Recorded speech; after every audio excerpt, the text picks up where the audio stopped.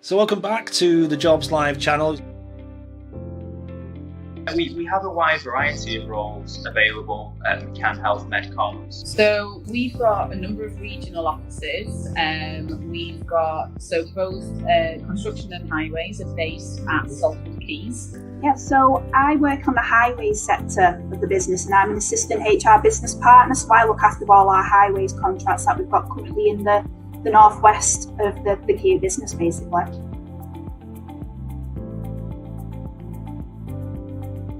And we're going to speak to Amanda from Stockport Homes. Get yourself a really good quality professional email address. It really is much more important than you think. Make sure that your person spec at the top absolutely matches the job that you're going for. The role profile that you've been asked to meet should absolutely come through in the person spec at the top, so that an employer very quickly can say, right, okay, you're ideal. From Wigan through Lee, through Tyldesley, Atherton, literally you could be based anywhere across the borough when you come and work for the council. From Cumbria, which is the most northerly point, is up towards Carlisle, right down to the southern point of Cheshire. So much interaction on the chats, so many people getting in touch. So thank you for that, and thank you for those employers who are signposting people to various websites and giving them advice about applying for work. We're currently recruiting for care workers. We actually have 30 current vacancies in this area at the moment.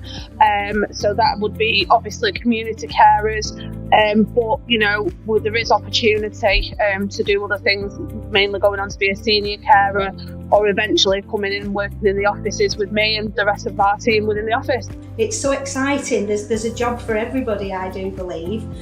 We have people working obviously on site in trade positions, and then obviously back office staff, support staff, HR, recruitment, you name it, there's a job.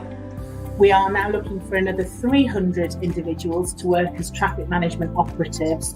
So that includes trainee opportunities and qualified operatives and foremen into the business. That's a shift paid role. But we also have then additional management opportunities for contracts managers and operations managers. See you again soon here on the Jobs Live channel. Take care.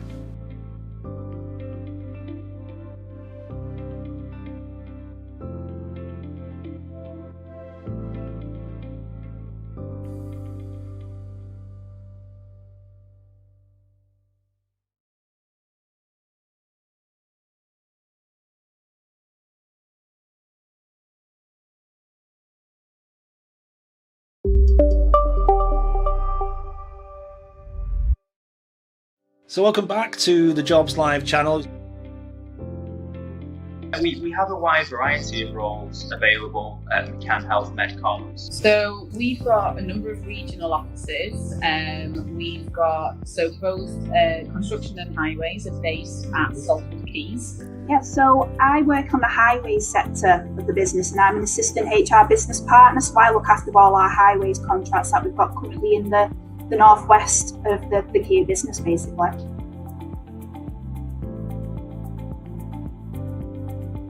And we're going to speak to Amanda from Stockport Homes. Get yourself a really good quality professional email address. It really is much more important than you think. Make sure that your person spec at the top absolutely matches the job that you're going for. The role profile that you've been asked to meet should absolutely come through in the person spec at the top, so that an employer very quickly can say, right, okay, you're ideal. From Wigan through Lee, through Tyldesley, Atherton, literally you could be based anywhere across the borough when you come and work for the council. From Cumbria, which is the most northerly point, is up towards Carlisle, right down to the southern point of Cheshire. So much interaction on the chats, so many people getting in touch. So thank you for that, and thank you for those employers who are signposting people to various websites and giving them advice about applying for work. We're currently recruiting for care workers. We actually have 30 current vacancies in this area at the moment. So that would be obviously community carers, but there is opportunity to do other things, mainly going on to be a senior carer, or eventually coming in and working in the offices with me and the rest of our team within the office. It's so exciting. There's a job for everybody, I do believe. We have people working obviously on site in trade positions, and then obviously back office staff, support staff, HR, recruitment, you name it, there's a job. We are now looking for another 300 individuals to work as traffic management operatives. So that includes trainee opportunities and qualified operatives and foremen into the business. That's a shift paid role. But we also have then additional management opportunities for contracts managers and operations managers. See you again soon here on the Jobs Live channel. Take care.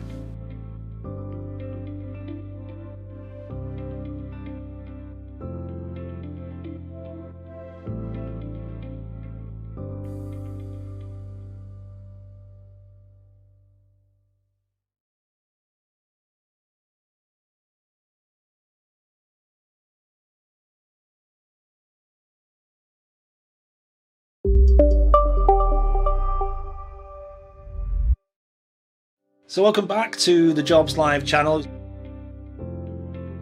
We have a wide variety of roles available at Can Health Medcoms. So we've got a number of regional offices. We've got both construction and highways are based at Salford Quays. Yeah, so I work on the highways sector of the business.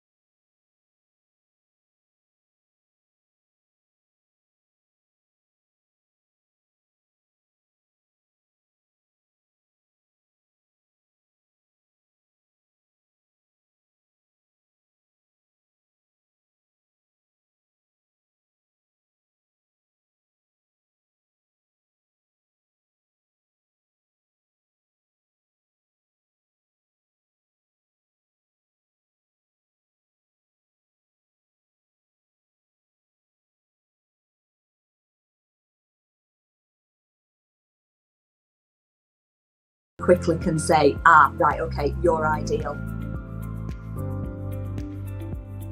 From Wigan through Lee, through Tilsley, Atherton, literally you could be based anywhere across the borough when you come and work for the council. From Cumbria, which is the most northerly point, is up towards Carlisle, right down to the southern point of Cheshire. So much interaction on the chat, so many people getting in touch. So thank you for that, and thank you for those employers who are signposting people to various websites and giving them advice about applying for work. We're currently recruiting for care workers. We actually have 30 current vacancies in this area at the moment. So that would be obviously community carers, but there is opportunity to do other things, mainly going on to be a senior carer, or eventually coming in and working in the offices with me and the rest of our team within the office. It's so exciting. There's a job for everybody, I do believe. We have people working obviously on site in trade positions, and then obviously back office staff, support staff, HR, recruitment, you name it, there's a job. We are now looking for another 300 individuals to work as traffic management operatives. So that includes training opportunities and qualified operatives and foremen into the business. That's a shift paid role. But we also have then additional management opportunities for contracts managers and operations managers. See you again soon here on the Jobs Live channel. Take care.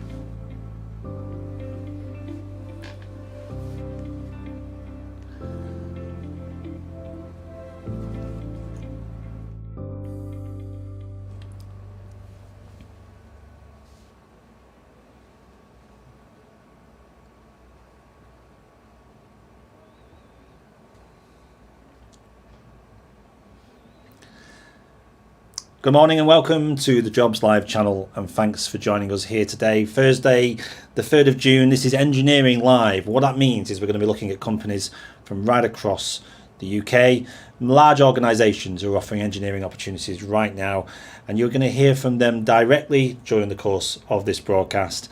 And it gives you a chance as well to ask questions during the broadcast through our innovative live chat facility. So if you are watching this broadcast, you'll see on the right hand side there is a chat facility which you should see on your screens now. The broadcast is obviously playing in the left hand side in the video player. To the right you will see there we've had questions in from people already, including someone who's looking for a geology based job in the Northwest and Merseyside area. So if you've got a question or you want to ask one of those companies that we're going to be meeting today, then do get in touch. We've got coming up Fales UK, we've got Gatwick, we have Chevron, we're speaking to Kier Construction a little later as well, including Balfour Beatty, Mott MacDonald, and we're going to finish off with Network Rail and the RAF. All of those organisations are coming up here live on the Jobs Live channel for you to get in touch with. And I think it's really important just to say at this stage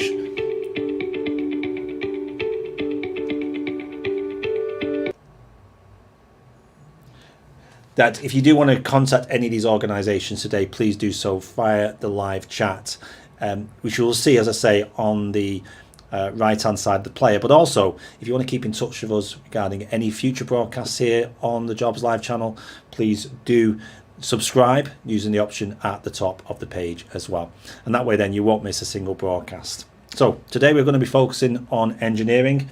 We're going to be meeting up with Thales UK very soon. We're going to meet up with their HR team and find out more about the vacancies they have available right now for you to apply into. This is Jobs Live. Good luck with your search, and as I say, keep using the chat today and get in touch with those organisations.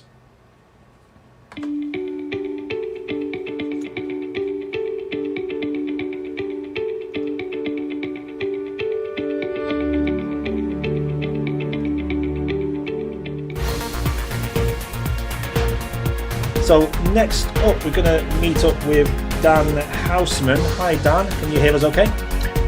I can indeed. Morning, Stuart. Morning. Thanks so much for joining us here on the Jobs Live channel. You work as a learning and development manager.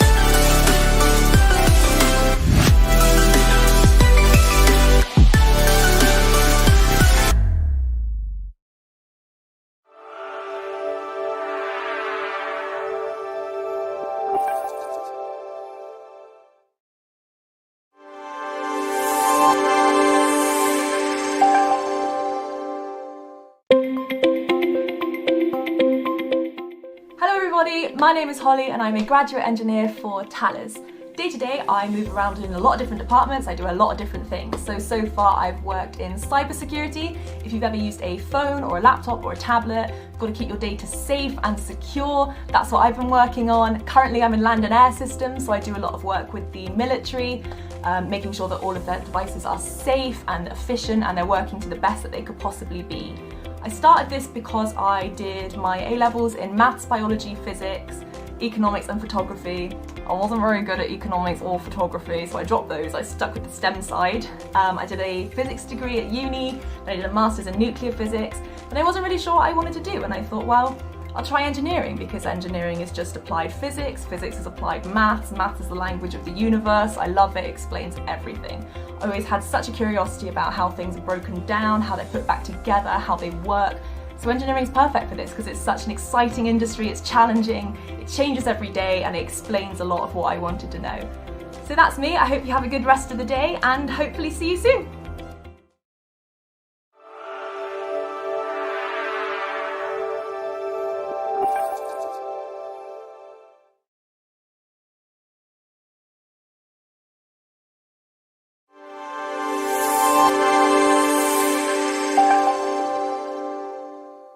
Hi, I'm Matthew and I'm a third year systems engineer and apprentice at Thales Glasgow.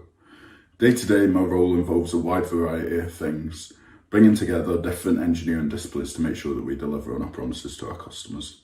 This means making sure that our product meets all of the requirements of those customers as well as ensuring on-time production and through-life support.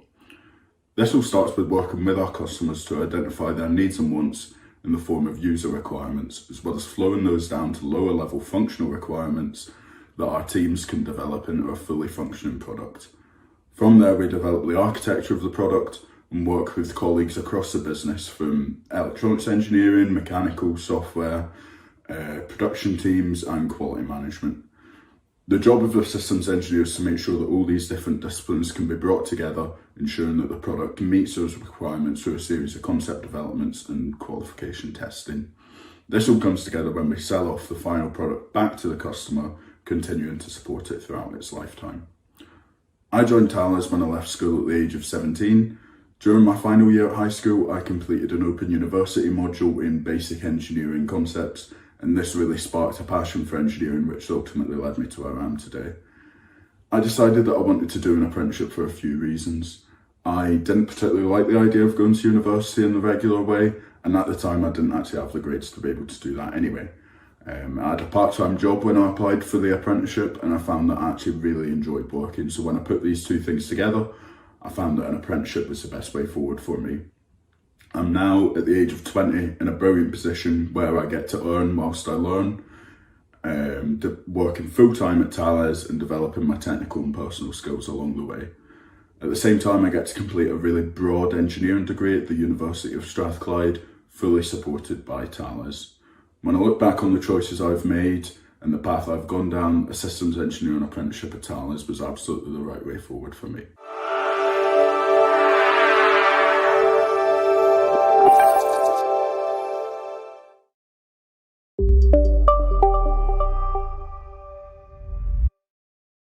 So welcome back to the Jobs Live channel. We have a wide variety of roles available at McCann Health Medcoms. So we've got a number of regional offices. We've got both construction and highways are based at Salford Quays. Yeah, so I work on the highways sector of the business and I'm an assistant HR business partner, so I look after all our highways contracts that we've got currently in the northwest of the key business basically.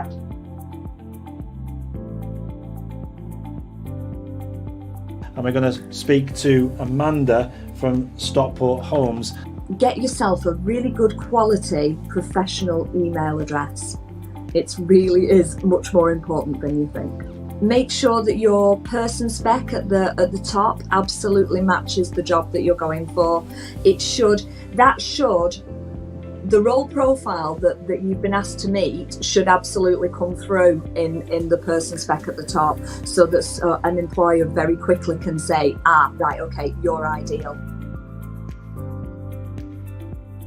From Wigan through Lee, through Tilsley, Atherton, literally, you could be based anywhere across the borough when you come and work for the council. From Cumbria, which is the most northerly point, is up towards Carlisle, right down to the southern point of Cheshire. So much interaction on the chat, so many people getting in touch. So thank you for that, and thank you for those employers who are signposting people to various websites and giving them advice about applying for work.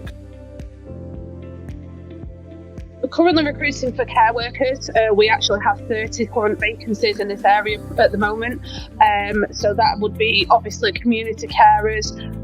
But, you know, there is opportunity to do other things, mainly going on to be a senior carer or eventually coming in and working in the offices with me and the rest of our team within the office. It's so exciting. There's a job for everybody, I do believe.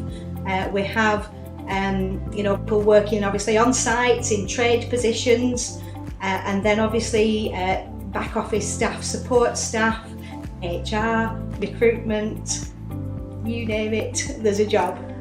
We are now looking for another 300 individuals to work as traffic management operatives. So that includes trainee opportunities and qualified operatives and foremen into the business. That's a shift paid role. But we also have then additional management opportunities for contracts managers and operations managers. See you again soon here on the Jobs Live channel. Take care.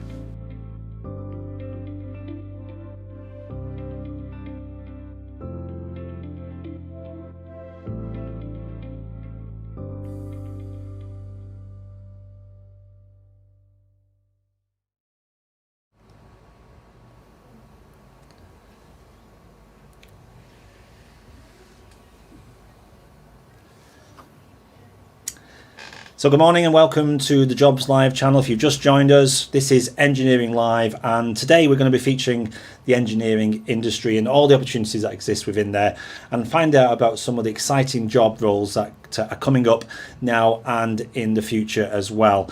And to help us understand a little bit more about the world of engineering, delighted to be joined by Steve Kelso from Gatwick Airport. Hi Steve. Hiya, good morning. Good morning. Thank you so much for joining us this morning on the Jobs Live channel. You're actually rare that you're actually in the office today. Normally we interview people here on the channel and they're still at home. So you are starting to see a little bit of normality returning now, if you're back in? Yeah, I think it's important to we have a blend of working. You know, we still do working from home, and we still work in the office part time. It's nowhere near back up to what it was pre-COVID, but we are starting to see a few more faces come back in as and when the flight regime and passenger numbers start to increase. So we're remaining positive, and we're looking forward to hopefully a busy summer.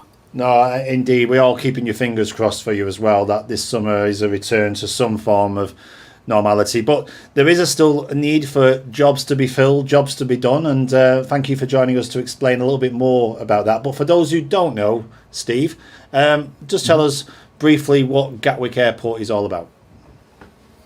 Okay, so Gatwick Airport, obviously it's an airport. We serve a lot of passengers. In our prime 2019, around 48 million. Obviously the last year's seen a significant decrease in that.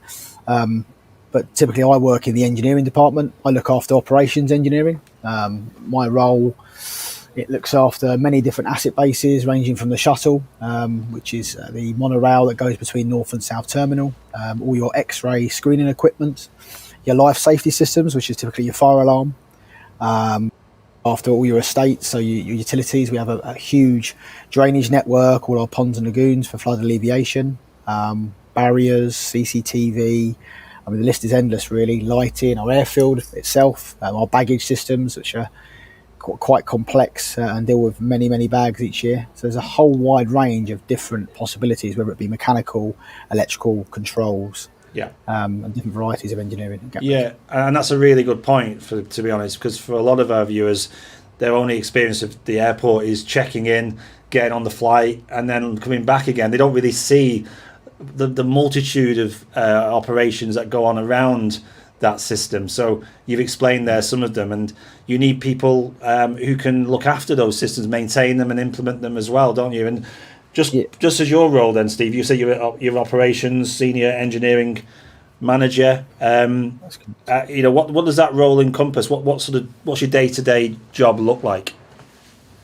I mean, first and foremost, I suppose it's about keeping the airport running operationally. That's my remit.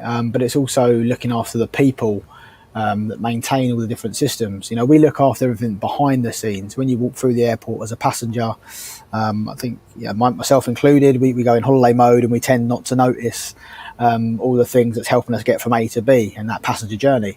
But everything you step on, whether it be an escalator, a travelator, when you get in a lift, when you put your bag on the baggage system and it goes around the system, right up to the point where you're getting onto the plane through the air bridges, they're all looked after by engineers directly employed by Gatwick Airport. So it's a massively wide-ranging skill set and different people in different departments. What my job really is to keep that team in good shape, making sure that the people have got the right tools to do the job, the training that they need, and also their well-being as well. Day to day, it's looking after the people side of things. Absolutely. Well, where did this start for you, Steve? We always ask people on Jobs Live what was their very first job, either when you were at school or college. Can you remember how your career started? Yeah. My very first job actually was when I was still at school. A neighbour of mine used to run a scaffolding firm, and I actually just did general labouring. But it taught me, work-life skills, I suppose, working with different people, different environments, customer service. We're working directly with the clients. I was out on site with them. There's certain limitations at that age of what you can do, but it gave me a real flavour for work. And from there, really, it really made me want to get into some form of engineering or electrical apprenticeship, and that's exactly what I did. I went and took out I managed to get myself an electrical apprenticeship, and studied that and done the MVQ and went on to do electrical design and testing and so forth. So that's fascinating that you did that, and now you're working as a senior engineering manager at one of the world's busiest airports. I guess you would never have dreamed for a minute when you first set foot doing that was where you'd end up. No, definitely not. And I think it's quite important to reflect on all the little steps and how you get to where you are today. And I always do that. I look back on the little turning points in my life. I have a timeline, if you like, and different events. And when I was at school, if I'm quite honest, like a lot of people at school, you really don't know what you want to be when you get older. I mean, some people are quite driven, but it's very difficult to make that decision. And certain things happen and you take an interest in something, and it's important to have that interest and keep that interest, and I've still got it today. I'm very passionate, I'm very keen to learn more things, and I'm always developing. To say that from an apprentice to where I am today, I'm very proud of my achievements. Like you said, I never saw it coming, to be honest. We never thought I would be here.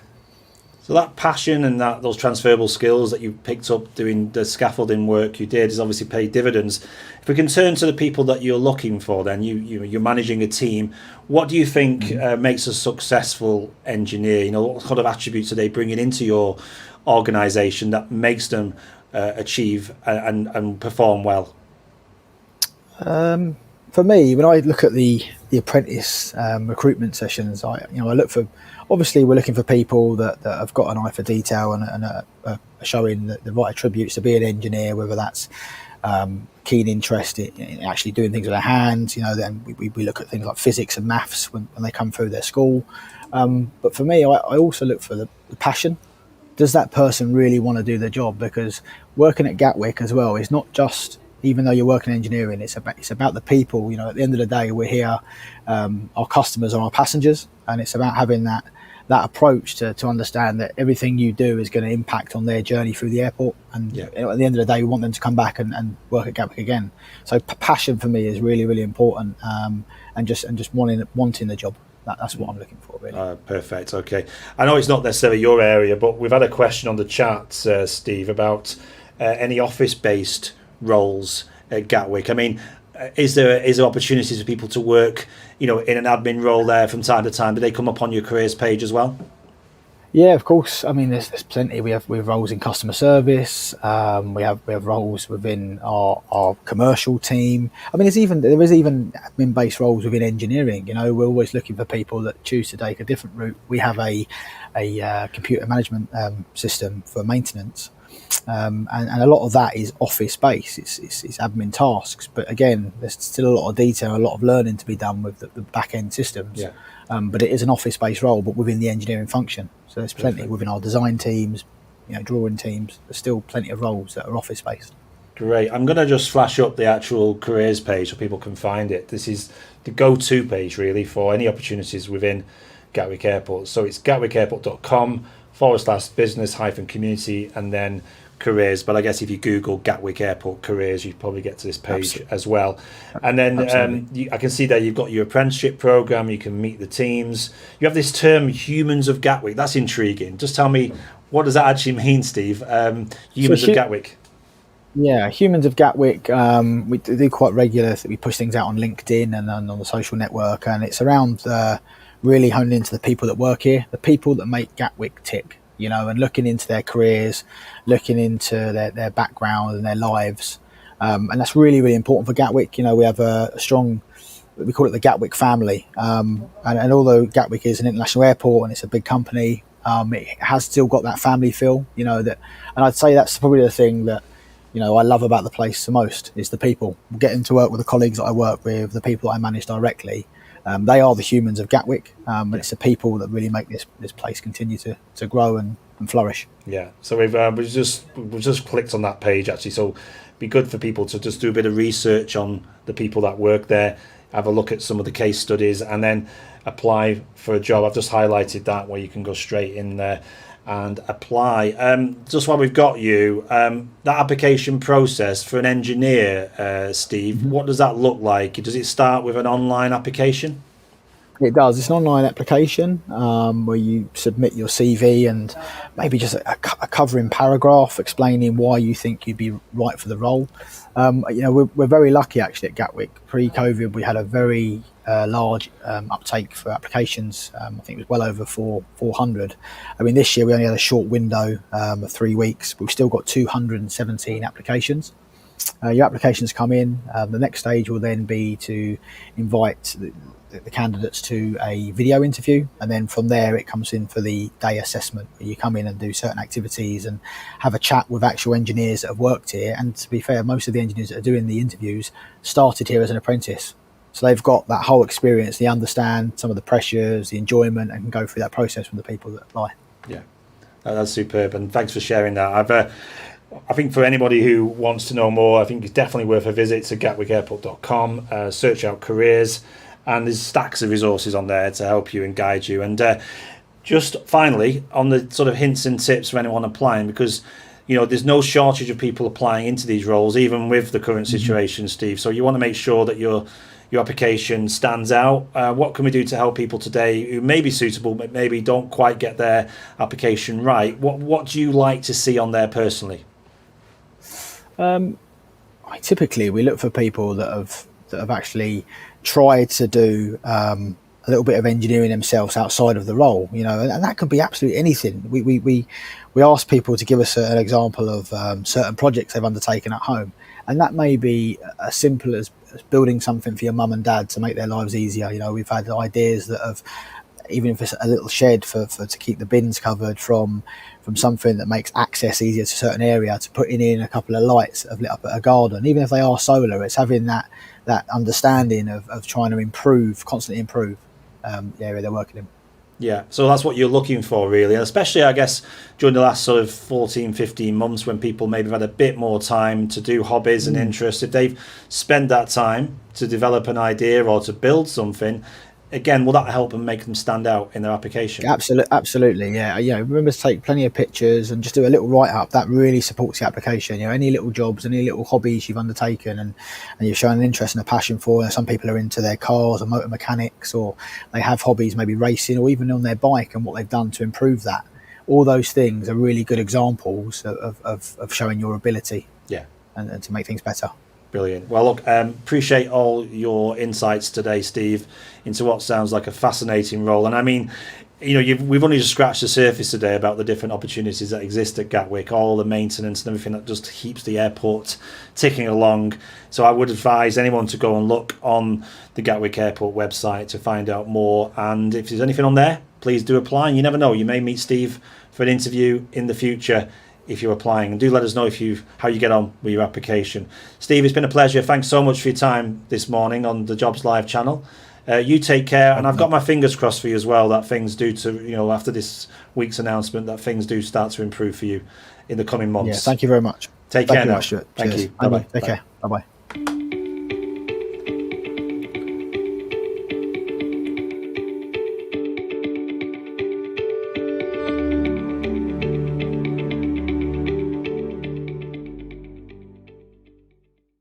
So next up, we're going to meet up with Dan Houseman. Hi, Dan. Can you hear us okay?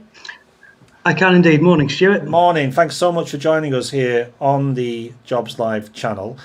You work as a Learning and Development Manager at Ribby Hall, but just tell us where Ribby Hall is, for those who may not have heard of it before. So we're based just outside of Ray Green, sort of between Preston and Blackpool. So accessible by rail from Kirkham and Wesham Station, and there's a bus link just outside.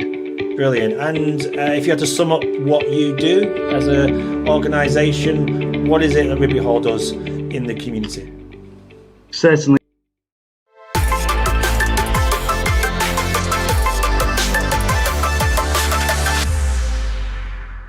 Anthony, we've got an online question for you now from St Mary's in West Sussex. What advice can you give to a young person applying for an engineering apprenticeship at Gatwick? Have a passion for what you want to do and have a real drive to want to learn is probably the best advice I could give you. I think a lot of people might get put off with the engineering title being that you might have to have some kind of background knowledge or previous experience, but that isn't the case. Gatwick are mainly looking for people who really want to learn and really want to get involved, and that is the best advice that I could give you. Thanks, Anthony. So when you completed your application, what was it that you put on there that made you stand out from all the other applicants? I just put forward how much I'd like to learn. I personally had no previous experience with engineering or anything like that, so I came across like I really wanted to learn, and I put a passion forward, and it paid off, and I got one of the best jobs ever.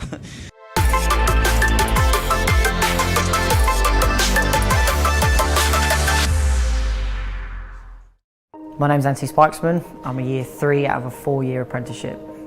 The skills that you'll learn through the apprenticeship vary depending on where you work. You'll get such a wide range of skills, from fault finding to working with your hands, a lot more hand tools, machining. You learn so much on so many different systems. My name's Dibsy Frankland and I'm my 2nd year of the apprenticeship. So I study mechanical, electrical, electronics and controls. We're at college for the 1st year full time, and then our 2nd and 3rd and 4th year are day release. So we do a BTEC and NVQ, and in our 3rd and 4th year we get the opportunity to do a HNC if we so wish to do that. The equipment we work on varies depending on what section you're on. So airfield, you've got the lighting, loading bridges, fixed electrical and power, baggage, PEC blocks, conveyor belts, electronics, x-ray machines. So it's such a wide range of stuff that you get to work on. You learn a lot of skills which help you with jobs you have to do elsewhere as well. So it's quite nice because it gives you kind of foundations for life. The thing I enjoy most about working here is not only the different things I get to work on, but the amount I get to move around. It was nice not having to come somewhere and know that when I start here, it's going to start here and it will just be, that will be it. Working on so many different departments with so many different people, I think is the best way to round you out as an engineer as well as a person. As we move around all the different sections, you're meeting loads of new people. Everyone's so supportive and always ready to help. Because you go in knowing nothing and you come out with so many different skills from the people you're around. It's like a family environment. Everyone's out there to help you become a better technician. To get into engineering, I think the best thing to study at school would be maths, English, science, and then a technical subject.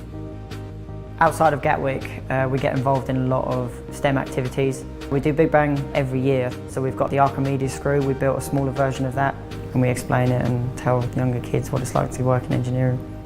In the summer we go to Outbound as a group, so it's quite nice just to once a year get together and just kind of team build really. It's just such a good place to work. It's hard trying to explain my job to people because it's so much better than theirs. So it's by far one of the best apprenticeships out there.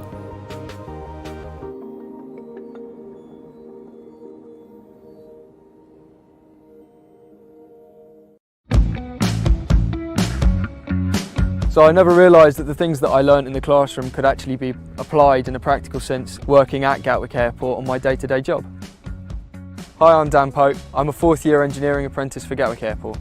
So I studied GCSE engineering at secondary school. It was one of my options because I thoroughly enjoyed taking things apart and tinkering. It's always been a passion of mine. My dad was a mechanic and I used to take things apart and play with cars with him, and he's taught me a lot. So a typical day for me is maintaining all services and equipment out on the airfield.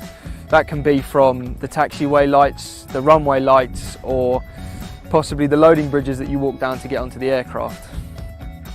An apprenticeship is a funded education almost by a company. Gatwick Airport have paid for all of my training and development over the past 4 years. They've paid for me to undertake a BTEC level 3, which is equivalent to A levels, and they've also paid for me to undertake a HNC now. And there's always scope for you to progress and undertake more. So I consider myself really lucky to have got an apprenticeship. But I mean, I think that's kind of glorified by the way that I put in a lot of hard work at school and really took an interest in physics and maths and the sciences themselves. I would encourage anyone to go for an apprenticeship, absolutely. I think it's a great thing to do and would really benefit you. I never thought I'd earn this worth of experience in my life. Hello, welcome back to the Jobs Live channel. This is Thursday, the 3rd of June, and today we're featuring engineering and organisations who are recruiting for engineering roles right now. And we've now been joined by Sarah Chatterley. Good morning, Sarah.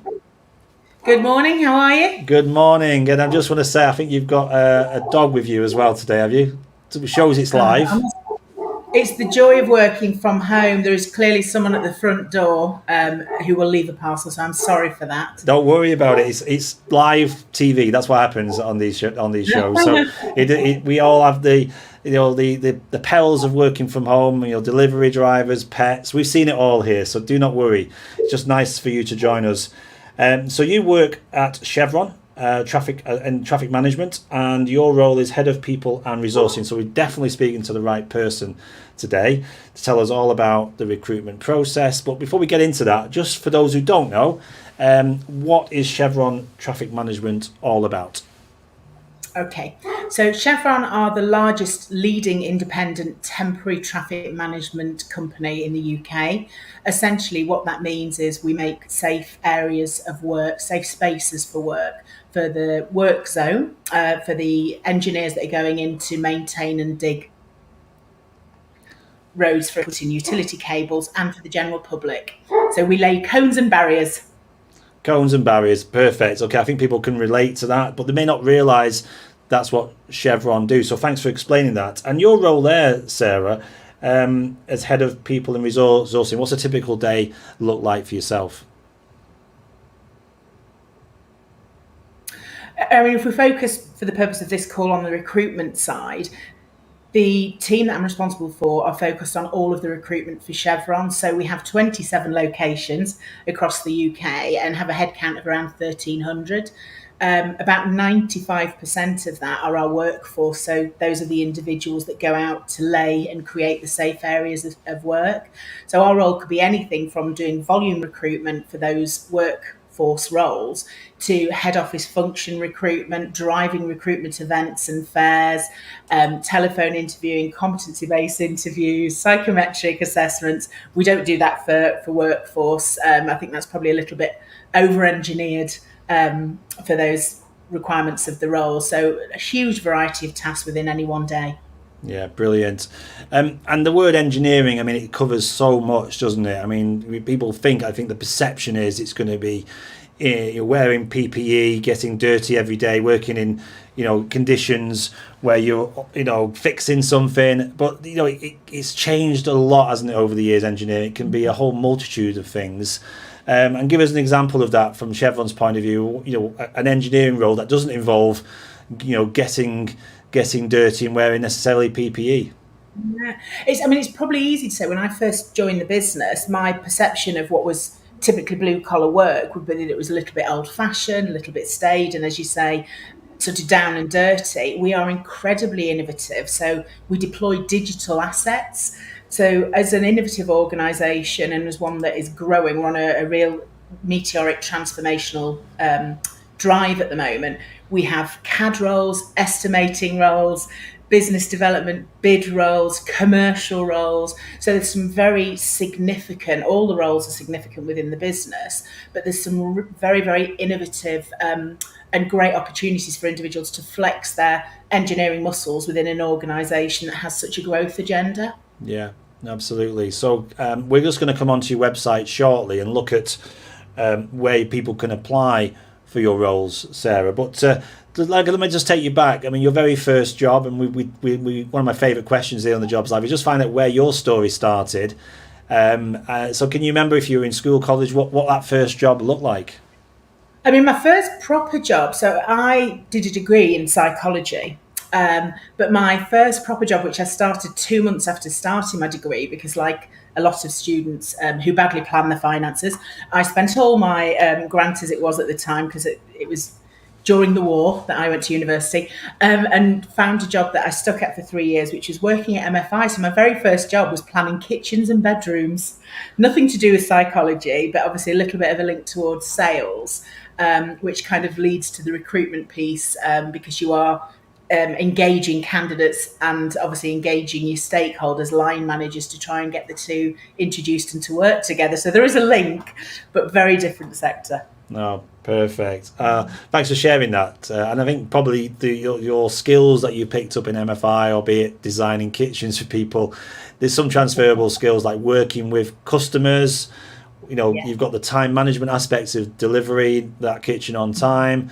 All of that, I guess, has served you well in the role that you're in now. Yeah, and great communications. I'm a firm believer that it starts and ends with communication. So yeah, I think it was a good learning ground for me. 100%. So you're now starting to take people on for the first time, people who've joined you for the first time.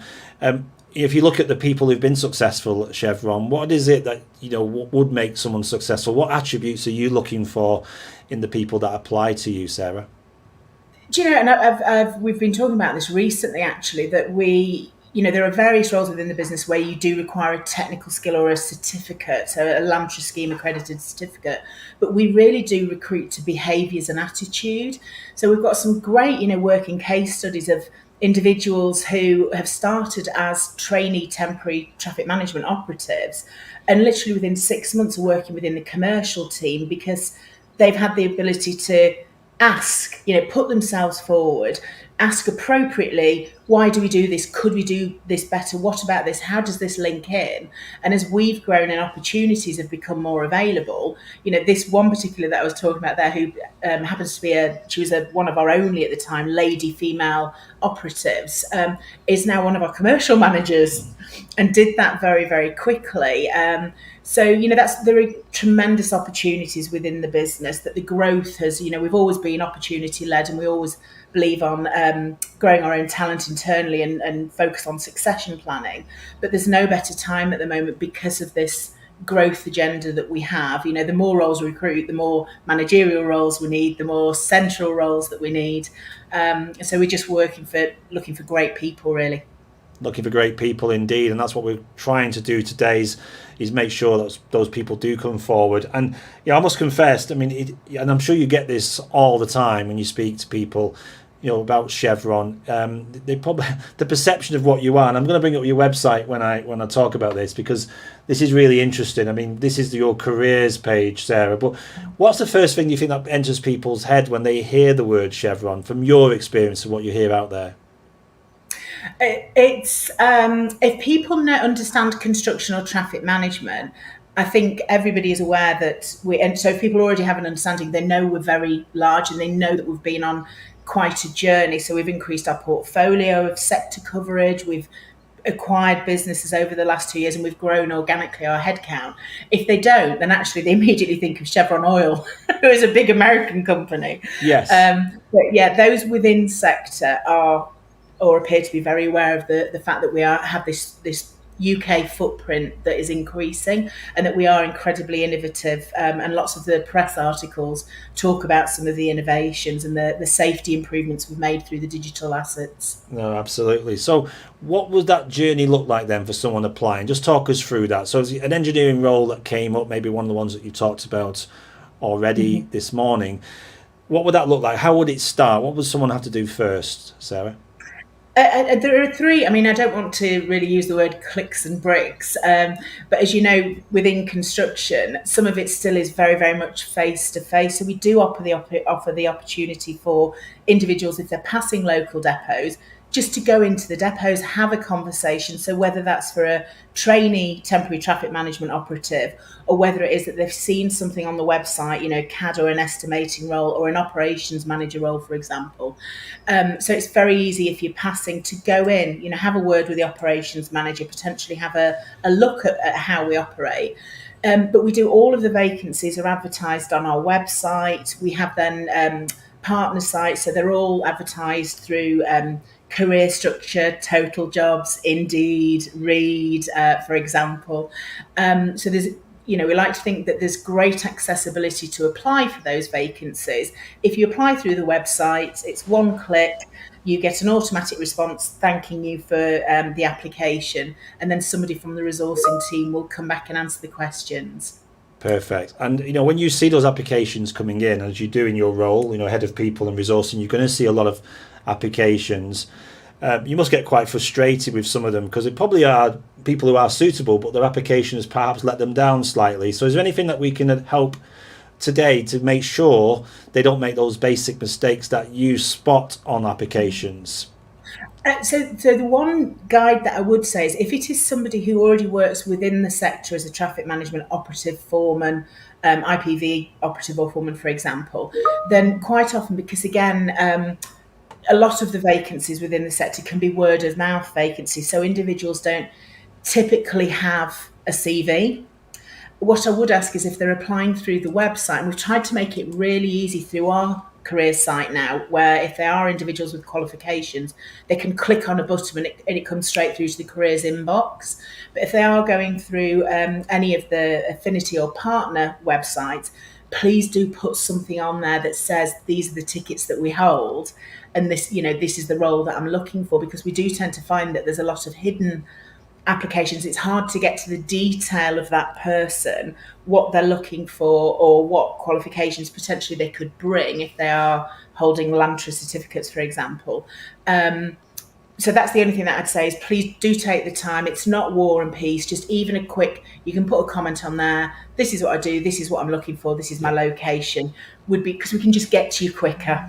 And we do want to make sure we're managing that process well and as speedily as we can for the applicant. No, that's great advice. One of the things we often hear is do your research as well. So a lot of CVs tend to be cut and paste, and you know, alarmingly, people put the company on that they'd previously applied for still on the one that they're applying to you, which can be slightly embarrassing. So again, would you support that? Do your research before applying? Yeah, absolutely. Particularly, as I say, for the central function roles, so the more managerial roles, then yes, please do. We have had individuals, as I say, who've mentioned Chevron, the oil company. We do get cover letters where it does say, you know, dear so-and-so, one of the supply chain partners potentially. So yeah, please do that. You take, you know, it's very easy to navigate our site. It's really easy to get some great information on there that would serve as a very good introduction to applying for a role from us. So do take your time, have a look through. You know, a firm believer that it should be a two-way process. So sometimes just by doing that research will mean that you're either eliminating that we are not the right business for the applicant, or it's really helping to develop that appetite to come and work for us. And as I mentioned, we do recruit on behaviour and passion, really. Yeah, no, absolutely. One of the questions that's come through on the chat actually was, how did you get into Chevron, Sarah? You know, what was the application process like for you? I mean, and what had you done previous to that? So I've been in recruitment for many, many years. I started my recruitment career in 1996 and was formerly within two very large agencies.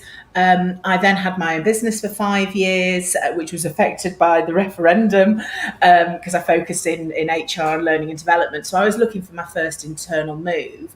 the stars aligned. I saw the vacancy at Chevron. They were looking to start up their own internal recruitment function, and applied directly. So mine was, we've slightly moved forward. When I joined the business, we only had 470 heads. We have become a little bit more sophisticated without over engineering, as I mentioned, our processes. So mine really was a cup of tea and a chat about what I could bring and how I could shape and form the role, because it was greenfield. There was, we didn't have any resourcing capability internally at the time. So we have moved forward slightly now, but yeah, that was my introduction to the business. Fantastic. We've already talked then about hints and tips. You mentioned there about putting much information about the role that you're applying into, do your research, and again, what often comes up on the channel is people just not taking the care and attention on their CV. So like making basic spelling mistakes and things like that. I mean, is it something that's still, are you still looking at that accuracy that you need to do those jobs, and that's very much reflected in the CV application? It is, but as I say again, we have a very strong patience factor, because again, quite often individuals that work within construction may not have incredibly high levels of literacy. We're very aware of that. Some individuals have come straight from school, straight into a construction environment. So yes, we always have an eye on that, but we do have a little bit of a patience factor, given that it may not be a strength.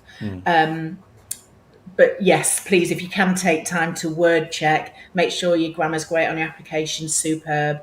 I'm also a big advocate, as I say, is just talking to people. If there are individuals out there that are thinking Chevron could be the right business, phone the recruitment team, phone up and just have a chat. Have a chat, talk through before you submit your application. We'd much rather you spend the time ensuring we are the right business for you before applying for the role than us having to deal with an application that actually, it may not be the right opportunity for the individual. Yeah. So very welcome a conversation. Do feel free to call. No, that's great advice, Sarah. And just finally, progression is key for people, isn't it, when they join somewhere? I mean, for Chevron, do you support people when they start? Do you mentor them? Do you give them opportunities? And have you seen that progression happen on your watch?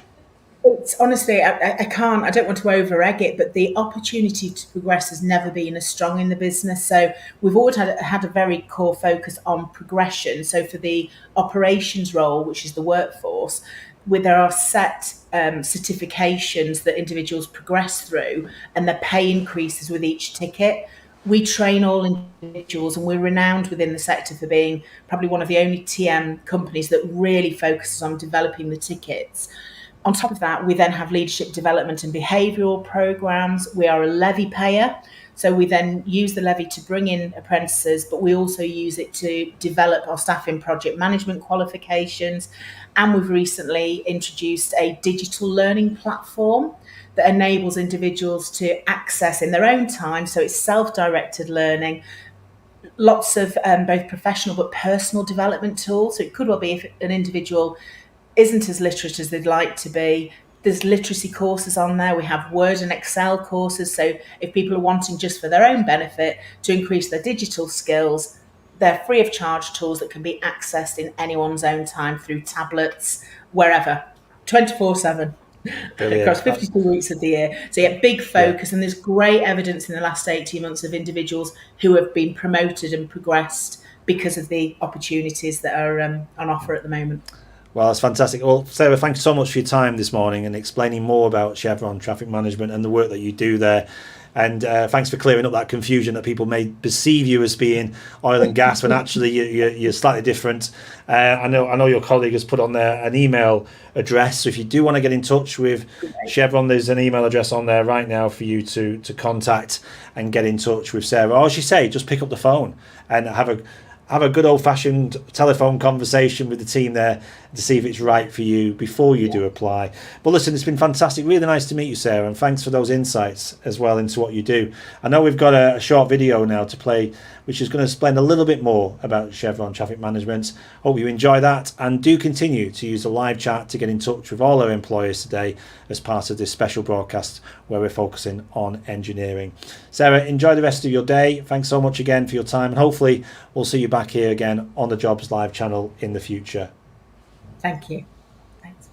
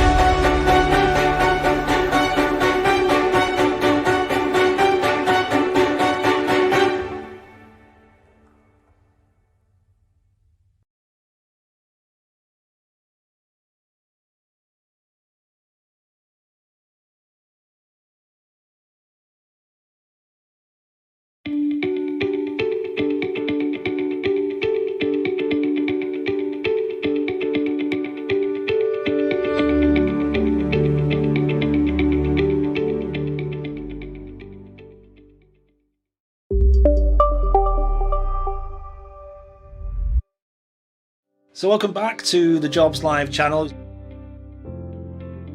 We have a wide variety of roles available at Can Health Medcoms. So we've got a number of regional offices. We've got both construction and highways are based at Salford Quays. Yeah, so I work on the highways sector of the business and I'm an assistant HR business partner, so I look after all our highways contracts that we've got currently in the northwest of the Kia business, basically.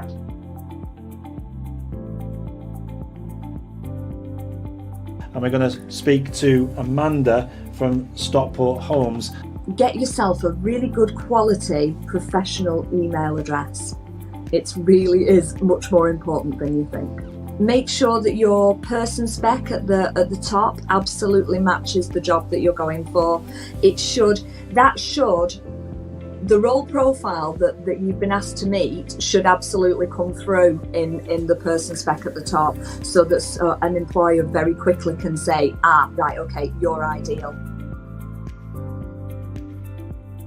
From Wigan through Lee, through Tilsley, Atherton, literally you could be based anywhere across the borough when you come and work for the council. From Cumbria, which is the most northerly point, is up towards Carlisle, right down to the southern point of Cheshire. So much interaction on the chat, so many people getting in touch, so thank you for that, and thank you for those employers who are signposting people to various websites and giving them advice about applying for work. We're currently recruiting for care workers. We actually have 30 current vacancies in this area at the moment. So that would be obviously community carers, but there is opportunity to do other things, mainly going on to be a senior carer, or eventually coming in and working in the offices with me and the rest of our team within the office. It's so exciting. There's a job for everybody, I do believe. We have people working obviously on site in trade positions, and then obviously back office staff, support staff, HR, recruitment, you name it, there's a job. We are now looking for another 300 individuals to work as traffic management operatives. So that includes training opportunities and qualified operatives and foremen into the business. That's a shift paid role. But we also have then additional management opportunities for contracts managers and operations managers. See you again soon here on the Jobs Live channel. Take care.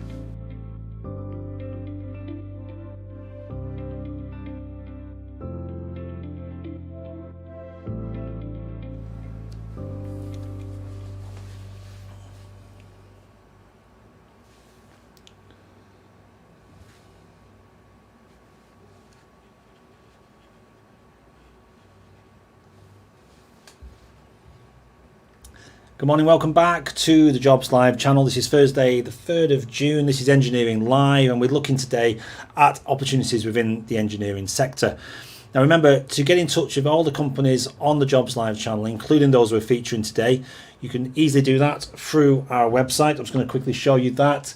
There you'll see there on the right hand side, you can leave a question in the chat, and you can also personalize it if you want to speak to any of the organizations today.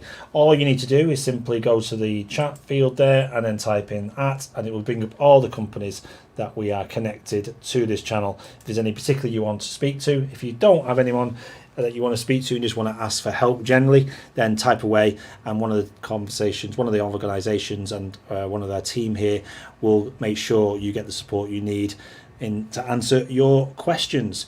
So we're now going to just shortly we're going to speak to companies again in the engineering sector, including Balfour Beatty and Network Rail. They're to come during the course of this program on Engineering Live. And then what we've got here now is a short video telling you more about Kier Construction. And you can, again, if you've got any questions for Kier following this video, please leave them in the live chat and their team will support you and get those questions answered for you. So this is a little bit more information about Kier Construction and what they do.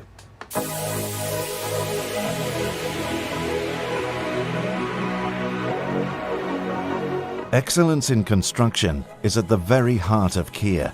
We meet the most demanding quality and efficiency standards over and over again, and provide a complete building, civil engineering, mechanical and electrical solutions to private and public sector clients across the UK and internationally.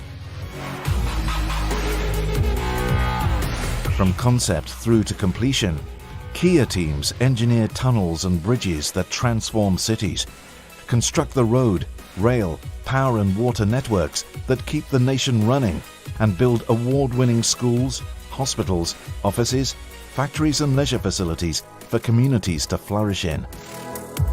Kier Construction brings the best of our learning, expertise and financial strength and apply it through our network of offices, which have deep-rooted knowledge and understanding of their local market and its communities.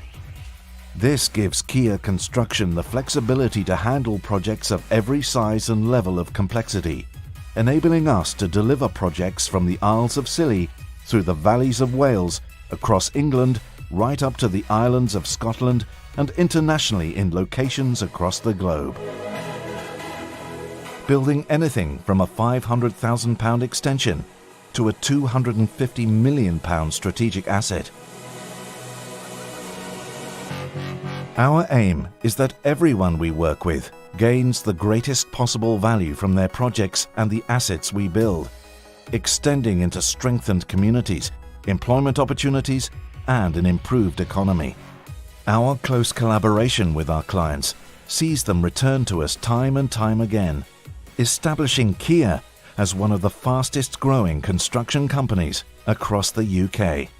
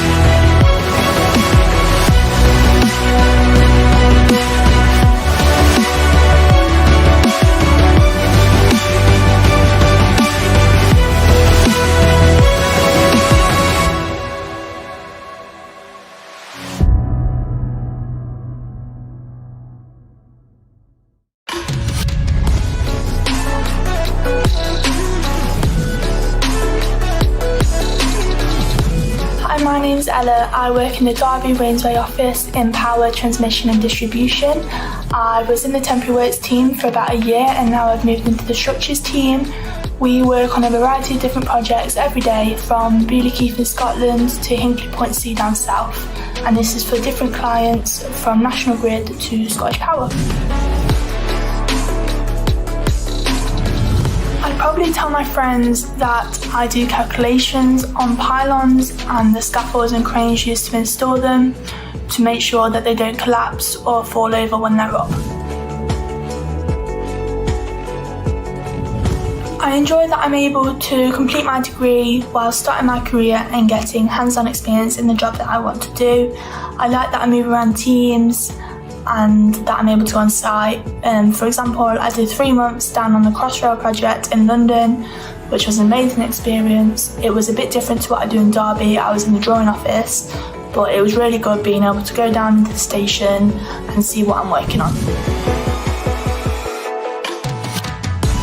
Since joining Balfour Beatty, I think I've become a lot more confident. Before I joined, I would have been so scared to do a group call or a presentation, and now it doesn't faze me at all. From speaking to people every day, it's just got me used to it. Another thing as well is I think I believe in myself a lot more. Coming out of A-levels, I found them really, really hard. But ever since I joined Balfour's, I did well in first year of uni, and I'm able to do what's needed of me here.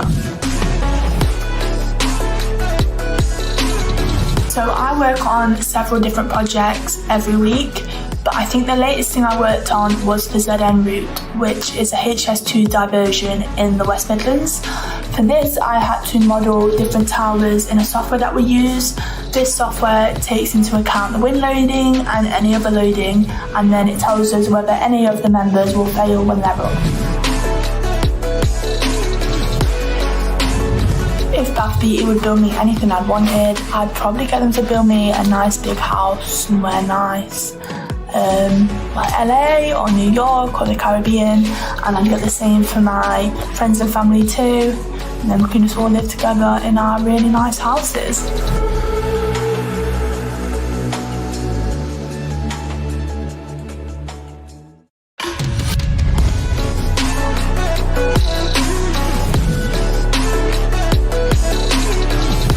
My name is Courage Osegali, and I am a trainee quantity surveyor for the Rochdale and Manchester contracts. Most of my friends don't know what a quantity surveyor is, and this is why I tend to tell them it's advanced accounting with a little bit of law.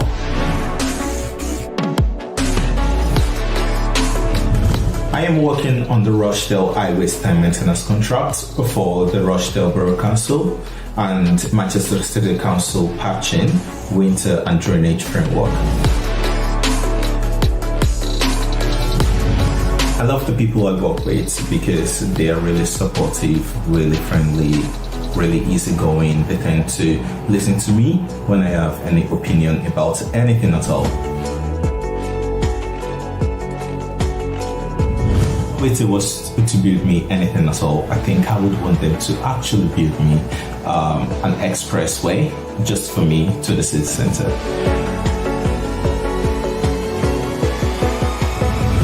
Evaluation is one of the most interesting parts for me to do, which involves me requesting for payment from the clients. I guess this actually brings out the accounting part in me. My advice would be stop thinking and take action. You can never go wrong starting with the program.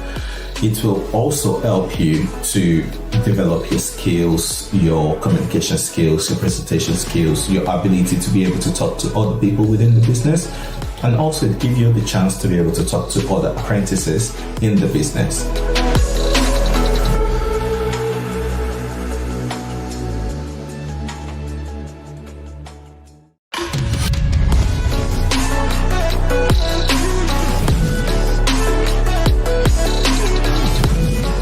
I'm Sophie Cutler, an apprentice civil engineer.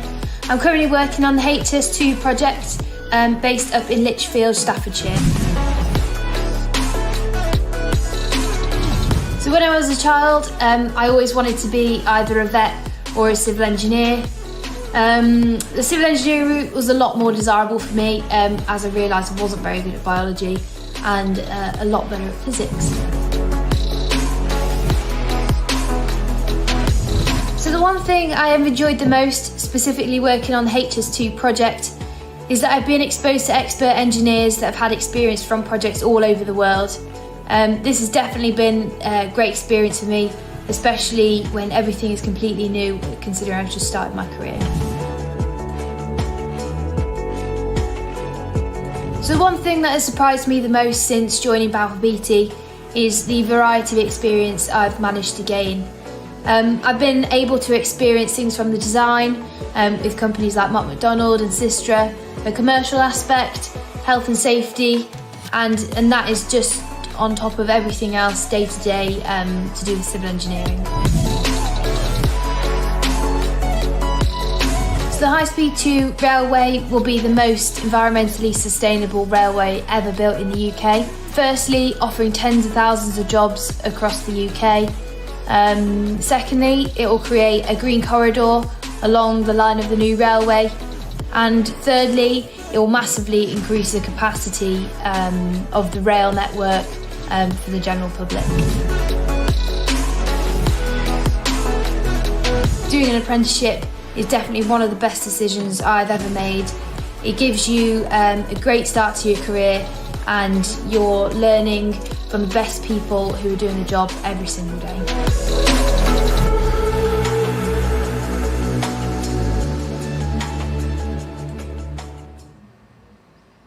So welcome back to the Jobs Live channel. This is Thursday the 3rd of June, and this morning we've been focusing on engineering opportunities across a wide range of organisations that do involve engineers and do actually have vacancies right now for you to apply into. So delighted to be joined by Joy Blackburn from Balfour Beatty. Good morning, Joy.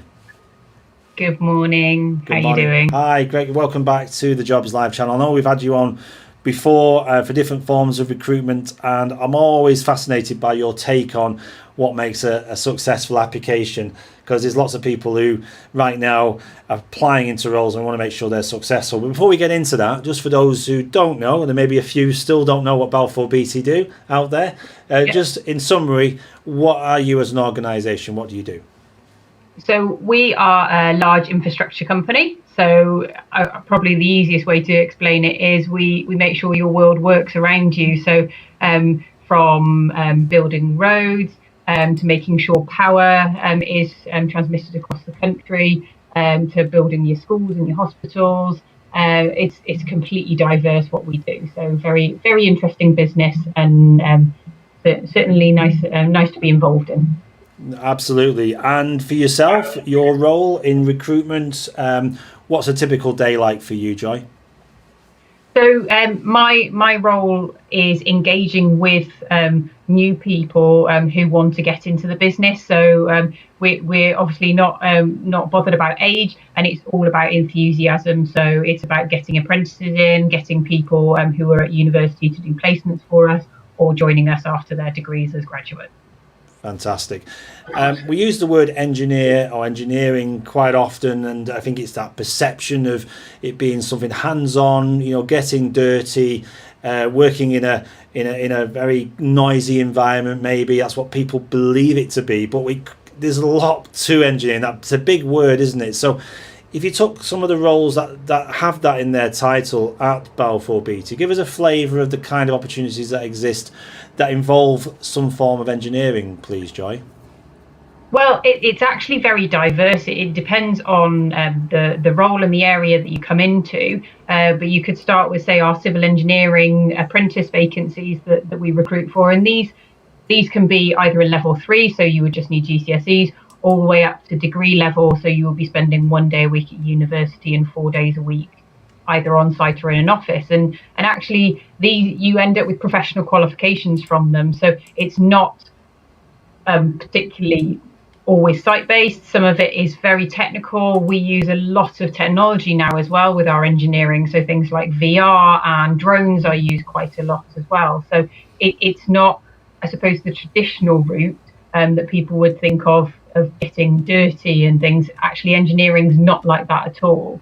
And I think with Balfour Beatty, I've mentioned civil engineering, but we also have things such as building services engineering. So that could be your heating, maintenance, ventilation, that sort of thing. But also we have things such as steel fabricators. That's an engineering side of it as well. So we're currently recruiting for steel fabricator apprentices in Hereford at the moment. So it's massively diverse what you could be doing. We also have what's known as a plant and fleet part of our business.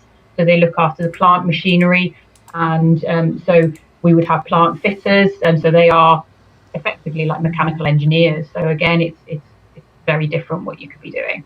Yeah, and how will someone's journey start into any organisation, not just yours, Joy? If they wanted to be an engineer in the way you've described it, what can they do either in university or even in college? You mentioned their apprenticeship. That's obviously one route. Would that be a good starting place, do you think, if someone maybe wants to get into, say, civil engineering, to start as an apprentice when they've left college? Absolutely. With engineering, it's very practical. And what you find is if you do an apprenticeship, what you're learning in college is embedded through the practical use of it, either on site or in the office. So it's definitely a good way to do it. I'm absolutely not putting down anyone who wants to go to university, because that works for some people, and then for other people they learn in a different way. So you have to find what suits you best. But as I mentioned before, we go from level 2 apprenticeships, which you don't need any qualifications, all the way up to level 6, where you're working towards a degree at the same time as us working. Yeah, so we've actually brought up your Balfour Beatty page, Joy, just so people can have a look and find it for future reference, if not for today. But we've got it there now on the page. So it starts off with Shape Everything, and clearly you can search for roles. So if I was looking for engineering opportunities on here, what would you suggest I put in there? Is it simply a case of putting in that word and then looking at the location that I'm in at the moment? Yes, I would say the easiest thing is you can do a keyword search and just put in engineering. I would advise, though, if you are looking for an apprenticeship, type in apprentice, because that comes up with all of our apprentice vacancies. And you might be surprised, because by putting in apprentice, it could bring up something that you hadn't even considered. But you look at it and you think, well, actually, I'm quite interested. I like working on cars on a weekend at home. So actually, to do a body shop and repair apprenticeship would be really interesting, because you learn all of that as part of the role. Yeah, so we've just done that live, actually. We've just searched, as you said, it gave me a drop-down list, actually, so I didn't have to type in the word apprentice. And you're right, that's not something I would necessarily link to Balfour Beatty. A body shop repair and paint technician based in Derby, which is live right now. I mean, because again, I'm just trying to get that perception of you're much more than just digging roads and working on buildings. You've got this other side of the business, which maybe doesn't get as much attention as it deserves, really. So tell us a little bit more about that role, if you could. So that role, as I said, it's based in our plant and fleet business. So what they do is they make sure that all your diggers, your bulldozers, your cranes, all that sort of thing are ready for each of our individual projects across the UK. So it's kind of like a site hub in Derby where they do most of the work there. And the guys who work there, they're amazing. They've done it for years. They want people to come in and learn from them. And actually, it's the best way to learn, to see what someone else is doing, try it yourself, and then you can learn from your mistakes, but learn from what other people are doing as well. Yeah, because I guess these things can get overlooked, aren't they? When you're thinking about Balfour Beatty and working on big major projects, but you do need guys who do. We spoke to Gatwick Airport earlier, and that people's perception of Gatwick is checking in, going on holiday. You don't see everything that's going on behind the scenes, and in fact, your projects wouldn't work well if your machinery wasn't up to spec or wasn't working. So these people are doing that. You've got a team fixing things when they need to be fixed. Yeah. It's I think when you look at any large organisation, there's always the people in the background doing things that make the main key projects work. If we didn't have those, we couldn't function as a business. No, absolutely. They rely on you, don't they, heavily in that way. I'm just going to put you back on screen, because I want to ask you a bit more about the application process itself, if I may.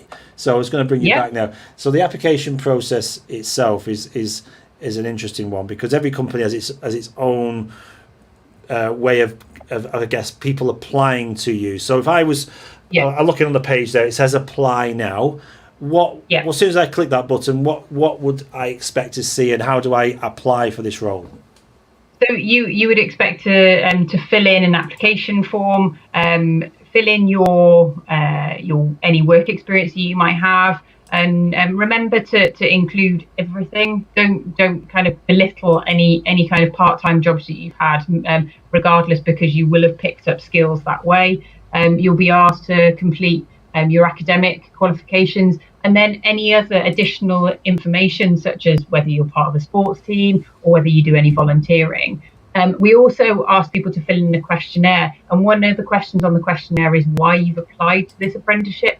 And I think that's probably the most important, is getting, if you don't have if you don't have experience in that, we can read why you're passionate about it. And I think that's, to me, I look at that as one of the most important things, because someone may just have GCSEs in a certain thing, but they may write in their statement, I've always been interested in working on cars. I've always been interested in working in civil engineering or something like that.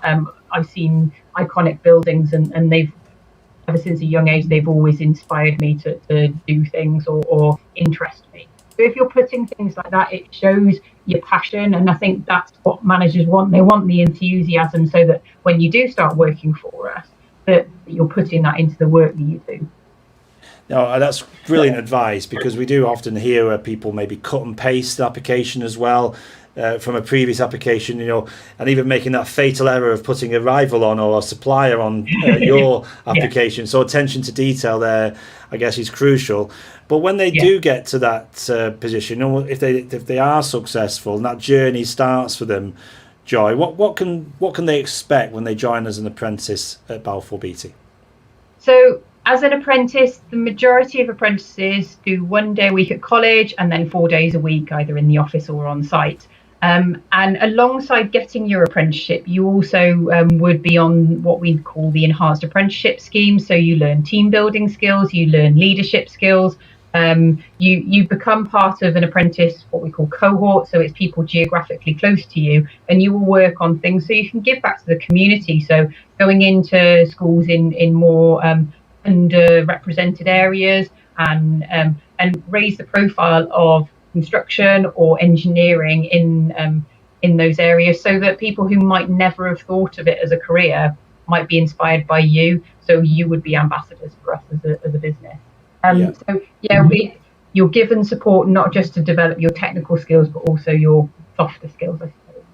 No, absolutely. And when they join your organisation as well, you talked about that support that's there to guide them. There's lots of people who have that experience, but have you seen genuine progression, from your apprentices who maybe started a few years ago, who've then moved into more senior positions within the organisation? Yes, we've got quite a number. I think one of our MDs actually started with us as an apprentice, and now he's an MD, and we've got quite a few senior managers who started the same way. So I think don't ever be put off thinking, I'm only joining as an apprentice, I'm insignificant. That's absolutely not the case. And our CEO is so passionate about emerging talent and bringing in new people who can learn on the job. Absolutely, it's very important to us as a business. Yeah, and just finally, I mean, what an exciting time as well to join the construction sector. I mean, it is literally everywhere you look. There's investment, there's, people, during the pandemic, you were still building, furiously in different areas, getting projects, winning work. It is an exciting time, Joy, isn't it? And it is changing. I mean, for the time you've been in it, it must have changed. Technology is coming in all the time. It must be a really exciting time to join.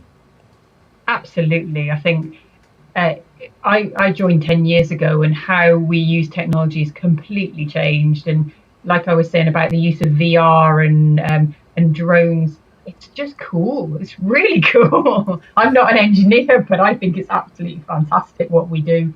And how you've got engineers on site with iPads, where the designer has put the design there. And they can see it in real time. It's just fantastic. No more of these kind of like pieces of paper that can blow away in the wind. It's very, very technologically advanced now. Yeah, and you're clearly looking for staff, and that will continue. This trend is going upwards, isn't it? So you must be looking continually for people to join you. So is it worth keep checking in on that careers page, because it does change almost on a daily basis, I suspect, with what's going on at the moment? Yeah, we are likely to be recruiting for apprentices for the next few weeks, and there may be some more going live, I believe, in July as well. So keep your eyes posted on that website, and new roles hopefully will be coming on in the next few weeks as well. Yeah, and can you set alerts? Because I know some websites allow you to register, and keep in touch with you. Is that a possibility for your careers page as well, Joy? I think so. I can't be 100% sure, but I think you can set up for alert. Okay, well, worth checking that, because I think if you don't see anything on there right now, it is definitely worth just keeping in touch with Joy and the team there as new vacancies come in across the country, because you're a global organisation, but you recruit right across the UK, and the one we highlighted there earlier was from Derby. Joy, it's always a pleasure to have you on our channel, so thank you so much. for your time this morning and sharing your insights. And I'm sure that's helped people consider you and consider what they need to put on their application as well. So that was Joy Blackburn from Balfour Beatty, who deals with emerging talent engagement specialist, looking at people's applications and also just encouraging people to join this fantastic sector called construction. Thanks again, Joy. We'll see you soon, I'm sure, back here on the Jobs Live channel. You take care now. Thanks very much. Thank you. Bye.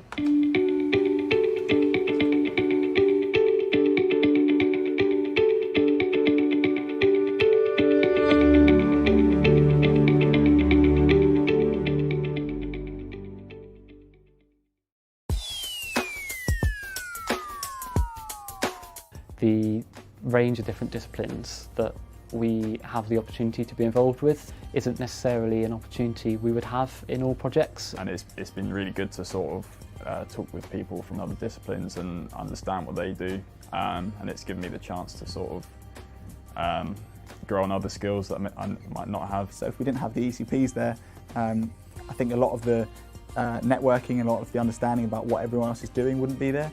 There's just so many wonderful people and so many relationships that I've built over the last almost 3 years work on the project that have been invaluable, and they're going to be helpful for the rest of my career, I think.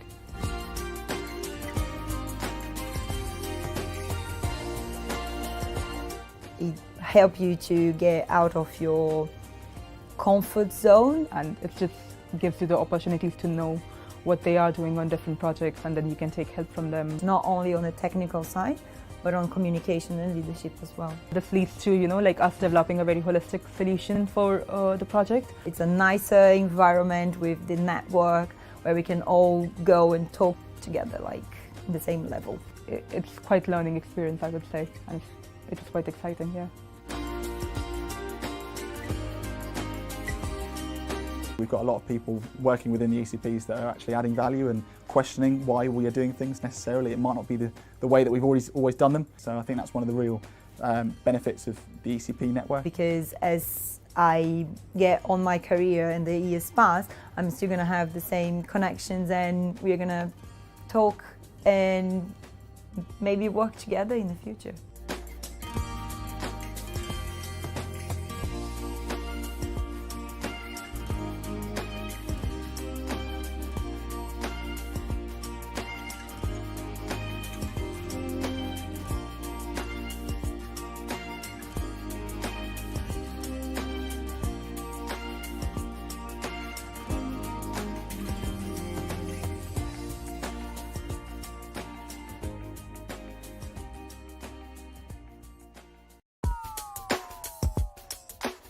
So when I first found out about the sheer scale and the complexity of the project, I was a bit taken aback, I was a bit blown away. Straight away there were like so many teams, so many different disciplines coming together to work in the same level as me, and seeing that they were thinking exactly the same as me. It's amazing to have the discussions with people about things that you don't necessarily think of. And then to potentially have something I design impact and like shape the future of that project, and it's quite special and quite humbling.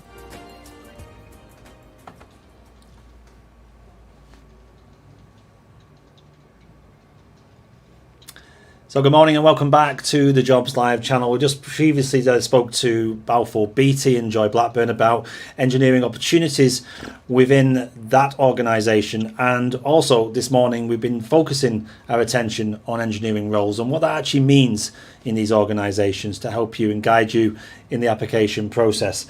Coming up shortly we've got Network Rail, but before we do, I'm really excited to meet this next guest. It's Sophie Wilmot from Mott MacDonald. Good morning, Sophie. Good morning, how are you? Yeah, we are very well, thank you, and thanks so much for joining us on the Jobs Live channel this morning to tell us a little bit more about Mott MacDonald. And as an organisation, I'm sure you hear this all the time, it's like people are going, who? What do you guys do? Never heard of you, or if you are in that sector, clearly you have. So let's just try and help people understand a little bit more about what Mott MacDonald, I'll get it right in a minute, what Mott MacDonald actually do. Just briefly, give us an overview of your organisation. Thank you. Absolutely, sure. I mean, Mott MacDonald can be a bit of a mouthful, and I'm sure if you ask my children, they still think I work for McDonald's and expect to get free burgers all day long. But we're not. If you haven't heard of us before, it's probably because you know the projects, you just don't know the name behind it. So we're an engineering consultancy, and what that means is we work in, across the globe on a multitude of very high-profile infrastructure projects. We are engineering, but we're also management consultancy, so we do design. Great that we're following Balfour Beatty and going ahead of Network Rail. They tend to be more on the contractor side, and we're the consultancy. So we typically don't get our hands dirty. We sit in the kind of more offices and doing site visits, but we're focusing on intricate design, or we're focusing on overcoming some problems in the world. No, it sounds fun. And you're huge, aren't you? I mean, you're global as an organisation, and you actually obviously work in the UK. If there was a headquarters in the UK, where would that be, Sophie? So I'm actually sitting there now. So I'm coming from you today in Croydon, which is South London, and that's head office. But you're right, we're actually in 140 countries, and in the UK alone, we have over 40 offices. So I'm sure if people are looking for something that's going to be close to home, we've got an office in nearly every UK city. And I'm sure they will following this interview with you. I just wanted to find out a little bit about yourself as well, because I know you deal with early careers talent, an acquisition advisor. So you know a lot about recruitment. That's the ultimate. And this is why we wanted to interview you today, because you can help us help other people in their application. But just give us a typical day for yourself working there. What does that involve? So where I sit, obviously, I'm a senior early careers advisor, and I could particularly take the lead on all apprenticeship roles. So I head that up at Mott MacDonald. I also take the lead with all school engagement activities. So I'm really passionate about getting hands-on, getting stuck in, connecting with as many school-age children as possible, and telling you about the amazing career things that we have on offer here. I wish someone had told me these amazing career paths that the STEM subjects offer. I think I would have been much more clued on at school if someone could tell me that you could travel the world, make the world a nicer place, and earn lots of money from it. And I think that would have been the main key points that would have made me sit up and listen if I was, still doing my GCSEs or doing my A-levels. I think that's where naturally I kind of sit and quite passionate about getting that message across to everybody. But there's no such thing, I think, as a typical day. I could do anything from a variety of different broadcasts like this. I could be, speaking to different school and careers leads. I could be sitting with local government as well, deciding what's the local challenges that they're having from a social aspect as well. But also the main point of my job is making all of these really exciting job offers, and to give someone their first job offer, leaving school, leaving college, is a very exciting privilege to be part of. No, I know we've met previously at events we've done where we've been doing just that, talking to schools about this fantastic sector that you're in, and really changing perception as well of what that industry actually is looking for and what it actually does. So just when you're talking there about when you were at school and college yourself, I always like to ask this question: what was your very first job? Can you remember what that first job was? Even maybe before you started your construction career, can you remember where you ended up working firstly? Absolutely. I have not come from a construction background at all. My first job was actually in Sainsbury's supermarkets. And if I look back now, that was a huge turning point. Learning about the importance of customer service really set me up for working well with clients and members of my business, but actually being comfortable enough to speak to people from all aspects. Obviously, I speak to anyone from age 14 all the way up to career changes coming through the apprenticeship scheme as well. So that really set me up in good speed. From Sainsbury's, I moved over to L'Oreal, and again, we focused on building that customer service, but I was focused on high-end luxury service, working with some really high-end premium brands. And then I was a career changer as well. So I didn't really know anything about engineering or who Mott MacDonald were either. So I came into the organisation thinking, oh my goodness, why don't people talk about these more? These are really exciting things that people do. So I just see it as my mission really to come in and kind of tell everybody more about it, because I honestly really wish I knew about it, because it is really cool. No, absolutely, and pleasure to talk to you about that today, because it is a fascinating industry and some great roles that some people may not have heard of before. So what I'm going to do now is, while you're just talking about some of the roles, especially in engineering, I'm just going to flash up the website, which is really bold and be part of something big. I mean, that just does what it says on the tin, really, isn't it? It's a great opportunity to make big stuff, you know, and like you say, change people's lives for the better. So just talk us through, if this is the journey that I'm going to go on now with you about someone applying into you. This is probably where they would start. This is motmac.com/careers, and we're looking at UK and Ireland at the moment, the graduate positions. So let's say you are leaving uni this year and you're looking to join you, Sophie. What would be the first steps when they went onto this page? So the first steps, obviously, you want to scroll down from that page. We've got the nice catchy orange banner there to draw you in. But if you scroll down, you can see a little bit of information, and hopefully that will pinpoint all the different areas we go. We have a banner at the bottom where we will have all of our live open vacancies. So you'll see on there, they will pull all of early careers. So you'll see that there's graduate opportunities currently being listed, and there's also a few apprentices I'm still looking to fill. So I've got something for a lot of people, depending on what their current situation is. If I'm honest, this year at the moment, at this point in time of the year, it is a relatively quiet. We don't have the wide range of scope that we would normally do. If people are seeing something there, they're thinking that's not quite for me, that's not the location I want, maybe that's not the business area I want to be in, I would recommend maybe holding fire and coming back. September tends to be when we launch all of our main schemes, be it graduate, be it apprentice, be it summer internship, be that an industrial placement. They all seem to be going live in September. So we're just kind of in the tail end of finishing off our recruitment cycle at the moment. Perfect. Well, I'm just bringing up one of the screens. I've just clicked on the degree level apprenticeship scheme, which I think is still open, and it's got the areas where people can apply into: Altrincham, Bristol, Cumbria, which is great. And then we've got Birmingham and Reading as well. So there's plenty to choose from there. What happens next then? So I'll go on here, applying now. What would be the first thing you asked me for? So you hit that apply button, and the first thing you're going to do is fill in your details. So really standard, full name, contact email address, and there'll be a couple of initial questions that I kind of want to gather for you. They're they're my killer questions. So why are you kind of looking for? So for the apprenticeships particular, they're going to be focused on your A-levels. And then once you do that section, you don't need to fill anything else out. You'll be sent an online test. So that's our online assessment. It's strength-based focus. It's situation judgment test with a numerical edge woven in there. And then once you've successfully passed that, you'll be sent a feedback form. So anyone who completes it will send that feedback form, and you can see how your strengths are aligned to the Mott MacDonald strengths. Okay. And once you do that, then you would be invited to complete the full application form. So we don't accept CVs at Mott MacDonald. I don't need you to be doing a separate, cover letter or anything like that. Put all of the information that you would usually put in your CV or your covering letter into this application form.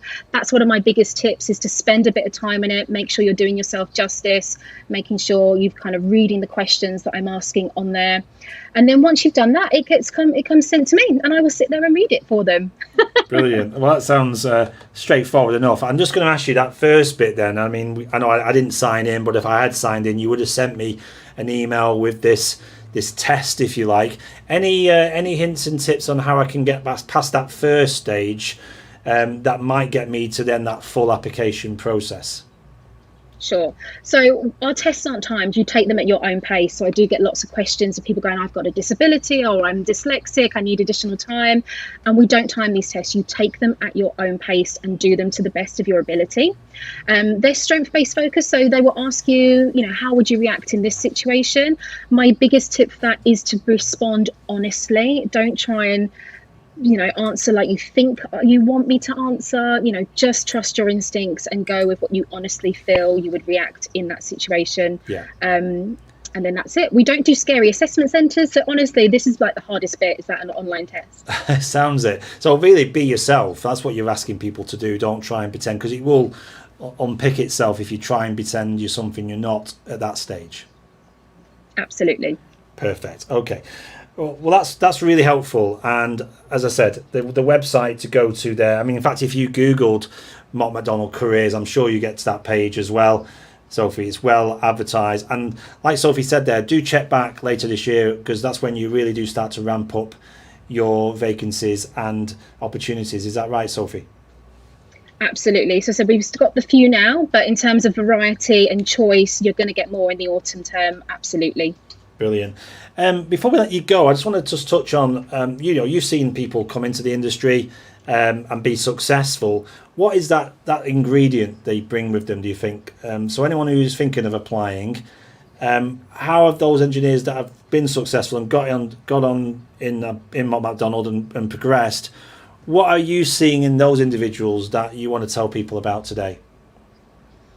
I think what makes Mott MacDonald unique is the fact that, I said at the beginning, we're here to make the world a better place. So everyone that you speak to, regardless if you speak to a civil engineer, you speak to someone from our digital team, you speak to someone from, the environment team, they've all got this kind of one common denominator, that they're here to come and work hard, do the best for our clients, but they love what they do. They absolutely adore what they do, because they go home each night knowing, I made that world a better place, or I'm making that transport area a nicer commute.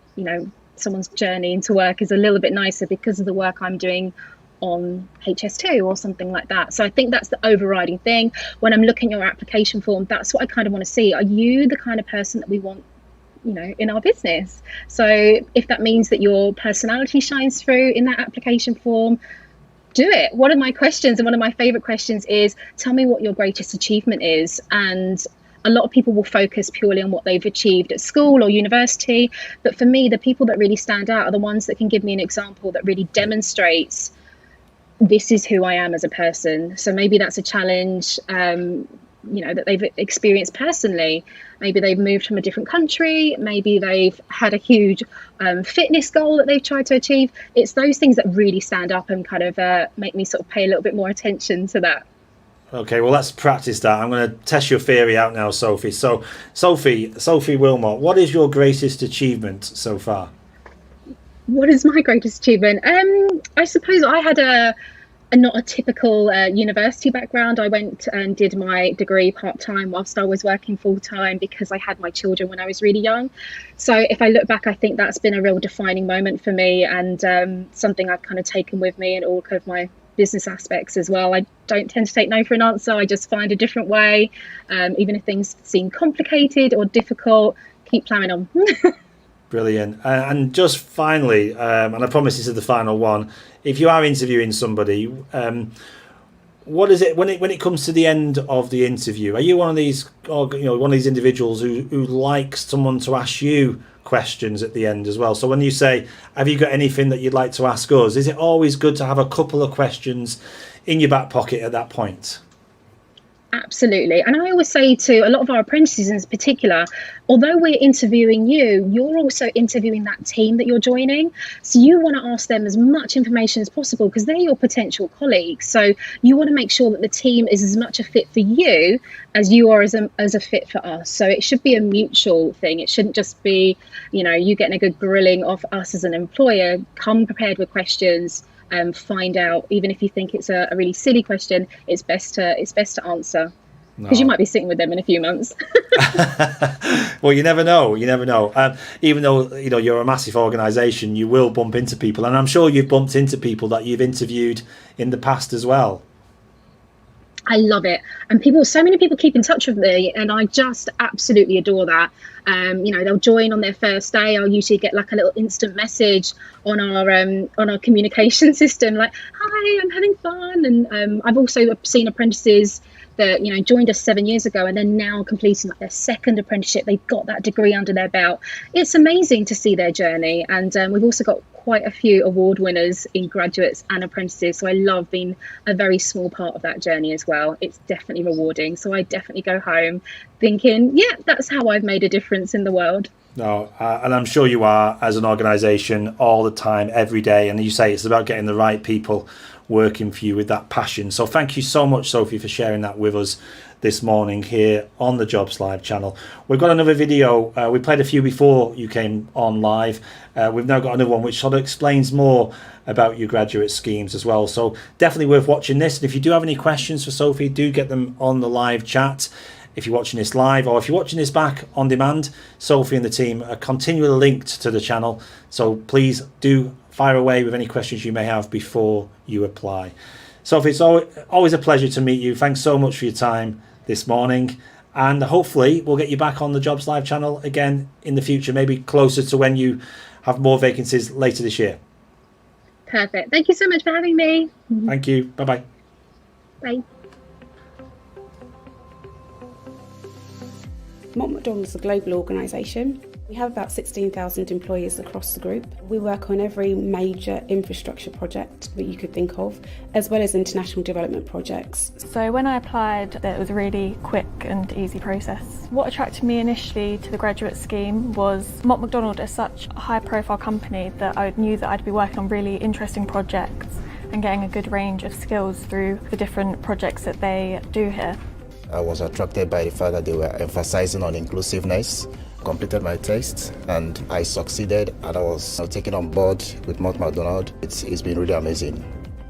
So we have 10 different schemes available for graduates to recruit into across all of our 30 offices in the UK. Our graduate scheme will support you to become chartered with your chosen institution. Our graduate salary is extremely competitive. In fact, I think it's one of the best within the industry. We will support the graduates with a chartered mentor, and a learning and development team will guide them through their journey.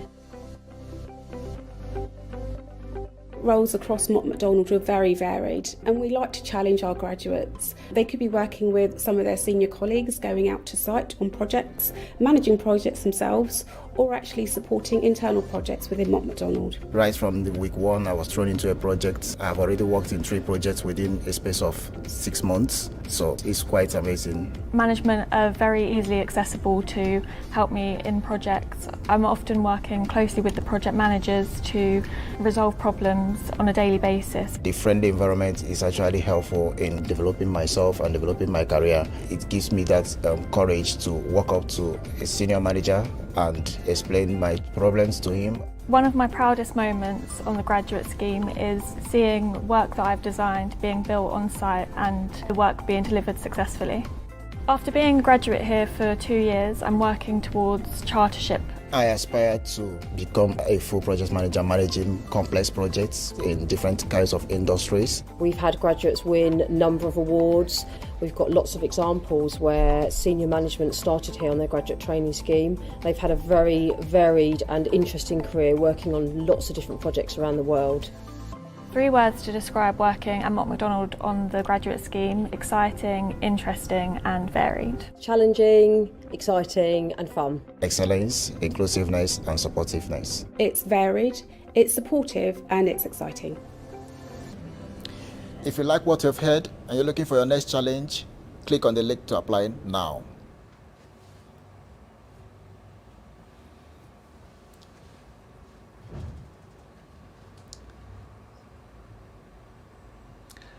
So good morning and welcome back to the Jobs Live channel. This morning we've been focusing on engineering roles across the UK and meeting some brilliant organisations. We just met Mott MacDonald and earlier we met Balfour Beatty, talking about the vacancies they've got right now in this engineering space. Next up, we're delighted to be joined by Robin from Network Rail. Hi Robin. Hi, good morning Stu. Good morning. Thanks so much for joining us here on the Jobs Live channel today. And as I just said there, the focus has been really about engineering. And I know as an organisation, you do take on your fair share of engineers throughout the year, isn't it? It's fair to say. We are the largest engineering employer in the United Kingdom as it currently stands. And actually that's looking to grow over the next few years, and particularly in the areas of geotechnical engineers. Climate change is having a massive impact on our ability to manage our embankments, which means that we need to do a lot more earthworks and structures reviews to make sure that we can run a safe railway in the changing environment. So that'll be a big push for us over the next few years. No, 100%. And I guess what we're there talking about there is engineers of the future. But for here and now, you are growing, you are expanding. You're always looking for new talent. So if I was to go to your website right now, Robin, would I find these opportunities to join you as an engineer? You would, yes, all the way from kind of entry-level apprentice engineers through to graduate engineers, due to, I suppose, what you'd call established engineers. At the moment, we really require a lot of building services engineers. So we run, for all intents and purposes, still very much a Victorian railway. A lot of our stations and kind of end terminals are still Victorian buildings, which comes with a lot of challenges on it. So we require a lot more structures engineers as well, people that understand kind of building fabrics.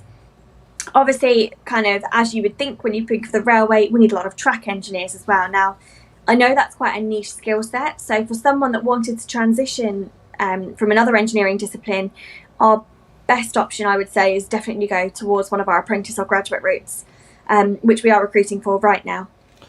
Brilliant. So we have 12 engineering disciplines at Network Rail.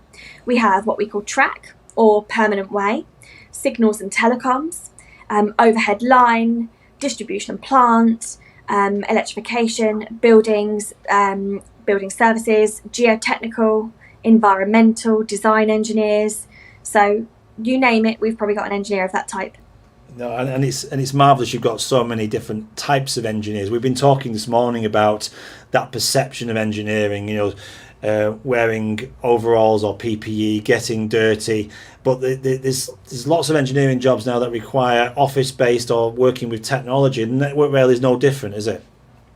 No, that's exactly it. So I would say maybe 60% of our engineers, we do go out and wear orange. But then the other half are based in the offices, and we've got offices all over the country, but often we're remote based now. COVID's actually been really helpful in accelerating our ability to work flexibly. But the majority of our people, because we can almost assess our assets remotely now with new technology, we really need people that can use Excel, Power BI, and be able to pull reports and manipulate that data to help us inform our decisions. So that's a big skill set for us in the coming years. Perfect. Well, I've got your website now just to show people what your careers page looks like. It's a fantastic page, I have to say, Robin, because it's not just about the vacancies. It's also got this really interesting feature where you can look at the salary scales and your job types. You can enter your postcode. You can search for by region and keywords, and then clearly you can then log in to the actual job site itself. But this is almost like educating people before they apply, isn't it? And that's really important, because often our job titles on the railway are quite niche, quite specific. So it may not be obvious what role you should be applying for. So really do go have an explore, kind of understand the areas and then see what's closest to you.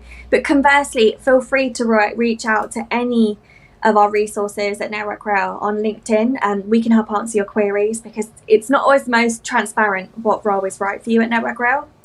Absolutely. And that's a really good point, actually, about connecting with the Network Rail teams that are on LinkedIn, like yourself, because you can ask questions before you apply. And as a recruiter, you're a resourcing business partner. You see a lot of applications. Does it actually help if someone has connected with you first on LinkedIn in some respects? So they're kind of almost halfway there in the application process, in making an effort to start off with? It really does help, because often, because we've got such niche roles, if we can help you tailor your application to show your skill set and be as transparent as possible about what you can deliver, you will massively help yourself.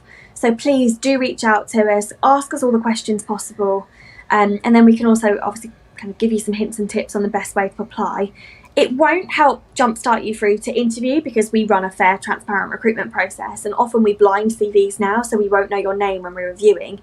But it will definitely help you make sure that your skill sets are really prominent when you apply. Yeah, no, absolutely. It can't do any harm, but I guess you've got to be fair. I'm not saying there's a shortcut to getting a job there in Network Rail, but what it does help is put those people in a place where when they do apply, they apply correctly and they give you what you're looking for. Because what we do on the channel is we talk about hints and tips, and you've mentioned that. Because there's going to be lots of people who are suitable, but sadly they don't do themselves justice on the application process. So that must be frustrating for you to see. So let's try and help a couple of people today on that. So when you do apply, you log into the job site, you apply for the role. what things could they put on there, Robin, that would make them stand out? Rather than just listing what you do in your job, have achievement statements, 5 to 6 per role, and talk about what you've delivered, where you've made an impact, and actually talk about what you can do, because then we can try and gauge what you can deliver for us. It's no good just saying what you do and listing it in a bullet point form. Give us a little bit of detail and show us what you can do. That 9 times out of 10 makes the world a difference. And then when they come to do the interview, and I suppose you've been doing quite a few remotely at the moment because of the pandemic and social distancing, but again, the same rules apply. You know, even if you're being interviewed on Teams or Zoom, any advice to people there? I mean, you're clearly in a well-lit room. We can see you.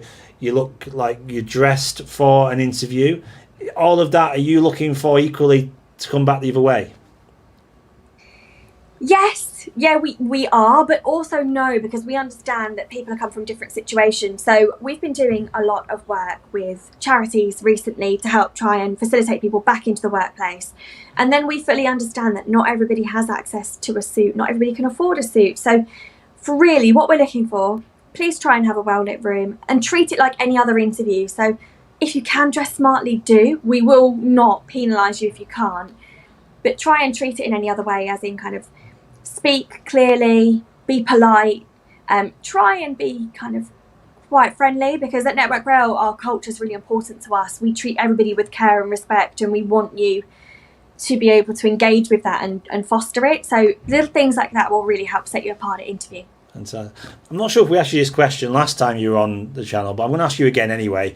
Your journey started somewhere, you know, and one of my favourite questions on the channel is, what was your very first job? Because that can help shape your future career, albeit working in a coffee shop. You know, you're learning. Yeah. What can you remember? What your first job was? Maybe when you were even at school.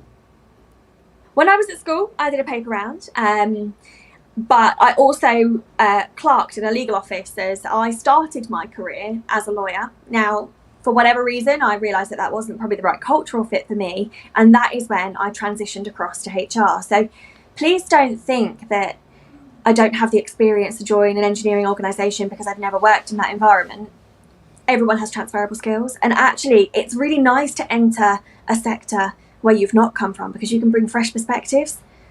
So just think about all your transferable skills, because we've all got them. Yeah, and there's nothing wrong with that. You know, the way you started your career, Robin, because as you say, it gave you those skills for the future, got you up in the mornings to go to a job. And that's again something which, if you've been in school, can be a bit of a shock to the system, can't it? Getting up earlier, going to work, getting to work, you know, it's not always easy. So all those things come into it. Just finally on the point there you mentioned there about not having necessarily all the engineering skills to apply for these roles. Are you at the moment seeing more people applying from different sectors into engineering than maybe you've seen previously?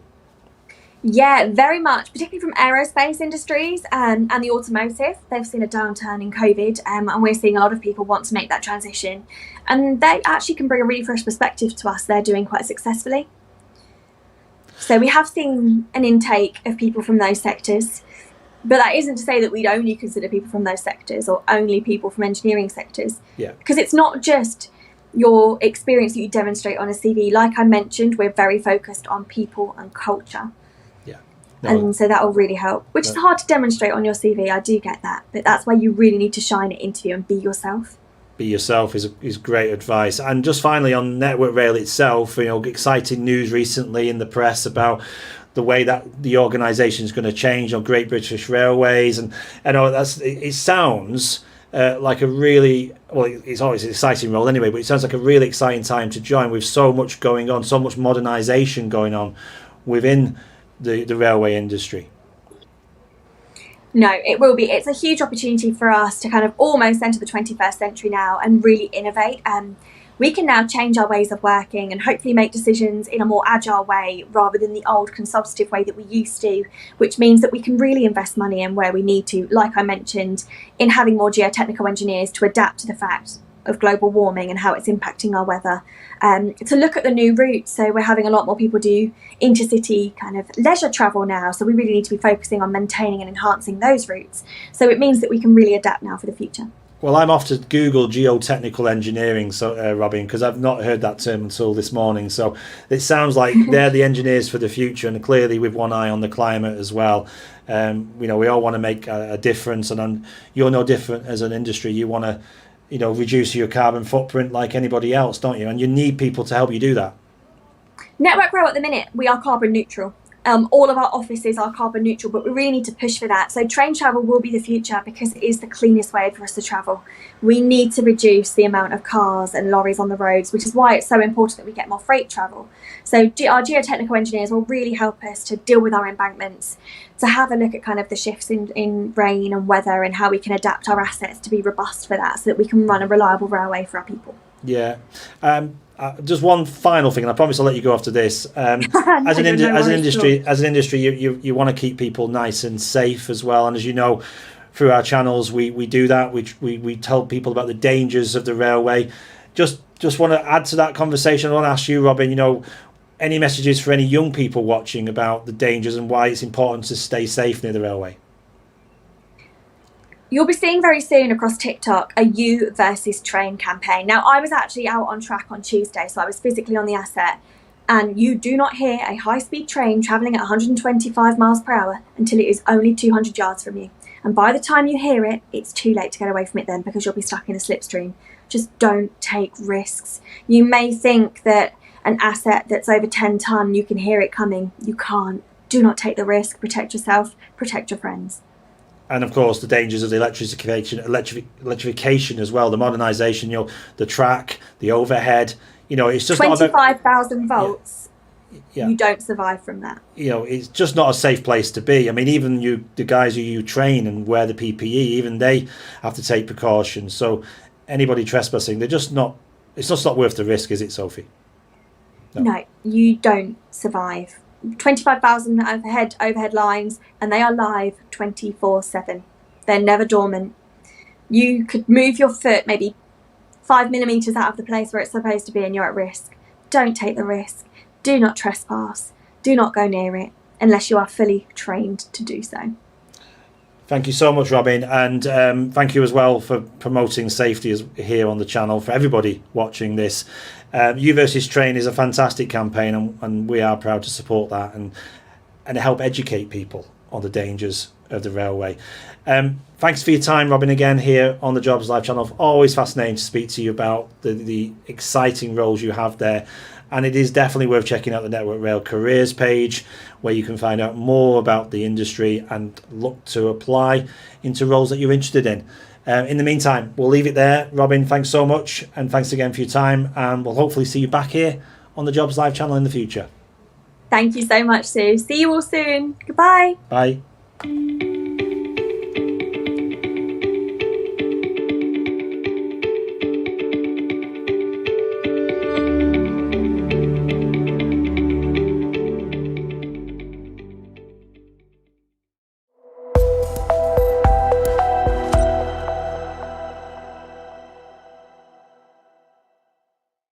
Why did you join the RAF? I find that in the RAF you get more from your day-to-day job, so something out of your 9 to 5 and all the other bits that go with it, from sport, adventure training, and all the qualifications you can get from there. What did you find the most challenging? For myself, for the first couple of days, with the culture shock of late nights, early mornings. Yeah. But you kind of just get used to it, don't you? Like, it's become the norm now that like you may go to bed a bit later on and you get up a bit earlier, but it's fine. You do get used to it. Yeah. There's always an end game with it, you know. I mean, you're not going to be doing it forever. So yeah. So you're more productive now in the hours you're actually awake than you were definitely. before. Yes. So you've all been through the recruitment process and basic training. What top tip would you give to somebody looking to start a career with the RAF? Get on top of your fitness fast. Like, everybody says that the days at Halton can be quite challenging and stuff, but if you get on top of your fitness, then it makes it a lot easier. It just makes everything just so much easier. Yeah, learn how to iron as well. It's a big one. Just ask questions. There's no stupid question really. If you don't understand something, just get it there. write it down and do your research.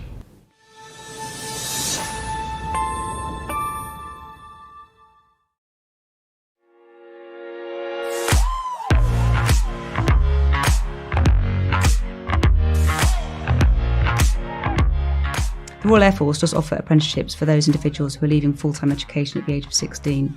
It does depend on what role that you take on as to what qualification the apprenticeship offers.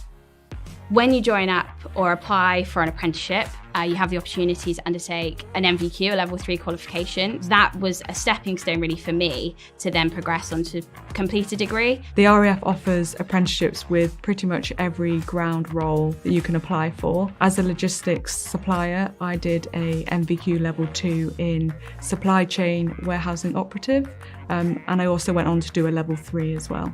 When you join the Air Force as an avionics technician, it is a level 3 apprenticeship in aeronautical engineering. Once you have finished your technician course at Cosford, you then go on to do your on-the-job training, where you have to do your trainability test to get signed off, and then that will give you your full level 3 qualification.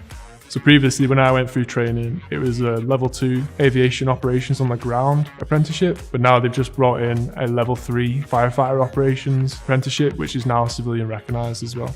So most of the job roles we have in the RAF as a non-commissioned role, so ground trade, is an apprenticeship training role. With this, you'll complete your 10 weeks basic training at RAF Halton, and then you continue on to your phase 2, your technical training. And while you're there, you'll get a level 2 or level 3 MBQ in your chosen subject. For anyone wanting to join the RAF, there are certain requirements that you have to meet, whether this is fitness, GCSE results, but all this could be found if you speak to your career office or if you go on the Royal Air Force website. Some roles in the RAF you could be offered sponsorship or bursaries to university. These are mainly based around your engineering and technical roles and the medical roles in the RAF. With these, you have to be going to a university that's attached to a university air squadron. It's a bit like air cadets, but a bit more advanced. You'll be able to hone your more personal qualities and have a better understanding of what life as an officer in the RAF could be in the future. I think the best thing about doing my apprenticeship with the Royal Air Force was getting paid whilst completing it. There was also many benefits like free dental care, on-station medical care, and also living on camp for reduced rates. My top tips for anyone going through recruitment is take the advice of the recruiter. So if we send you a link of a video to watch it. Don't just put it on in the background while this morning's playing. If we give you paperwork to fill it in and send it back in good time. So listen to your recruiter. They are there to guide you. They're there to do their job, and they will help you through the process as much as they can.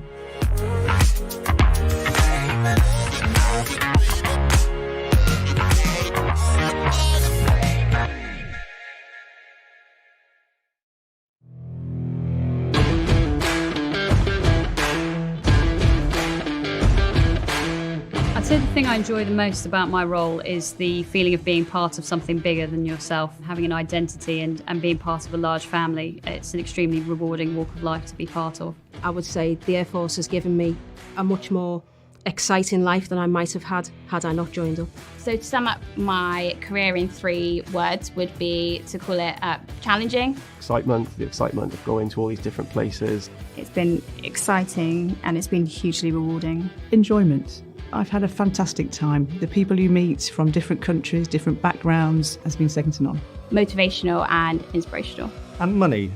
It's quite a well-paid job.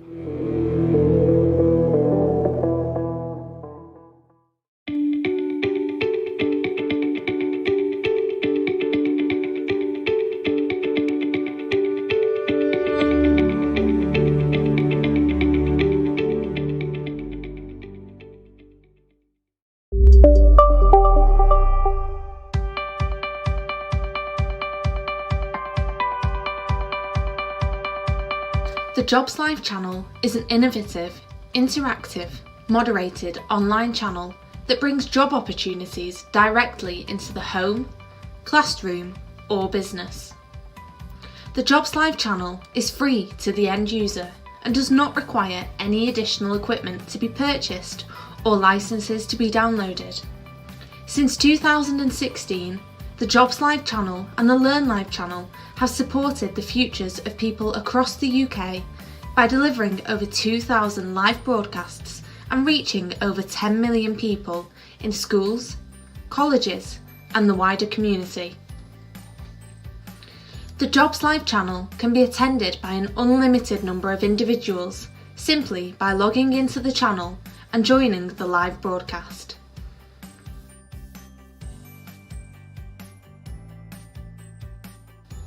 The broadcasts can be customised to showcase an organisation's vacancies and profile, provide live video feeds and live jobs, and have a running commentary from our studios to review the latest job opportunities available across the UK.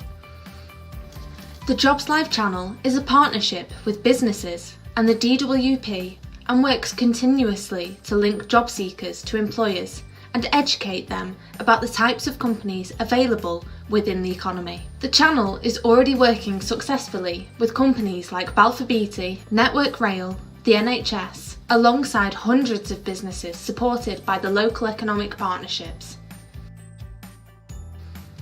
Individuals and employees are encouraged to ask questions during the broadcasts via the channel's moderated live chat facility, directly to the Jobs Live channel partners. The Jobs Live channel can offer you the following: a channel which gives employers and partners the opportunities to promote and discuss their current vacancies to a captive audience of job seekers. Dedicated channel pages for your business to host video content both live and on demand. An innovative, moderated live chat facility on your channel page to provide real-time interaction between customers and businesses. Fully searchable live jobs applet for customers to locate the latest vacancies and watch videos from employers discussing the roles available.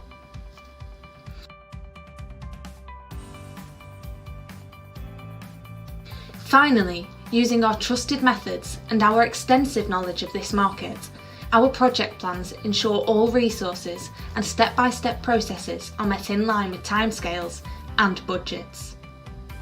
We look forward to working with your business in the future on the Jobs Live channel. Thank you for watching.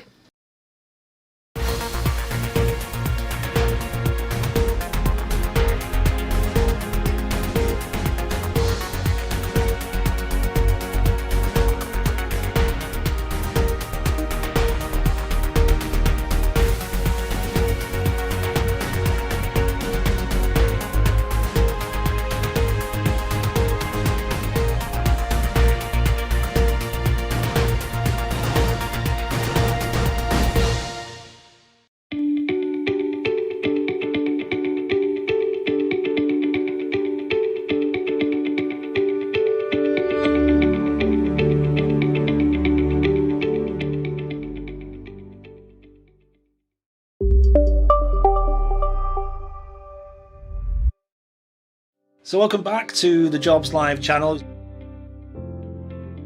We have a wide variety of roles available at McCann Health Medcoms. So we've got a number of regional offices. We've got both construction and highways are based at Salford Quays. Yeah, so I work on the highways sector of the business and I'm an assistant HR business partner, so I look after all our highways contracts that we've got currently in the northwest of the Kia business, basically.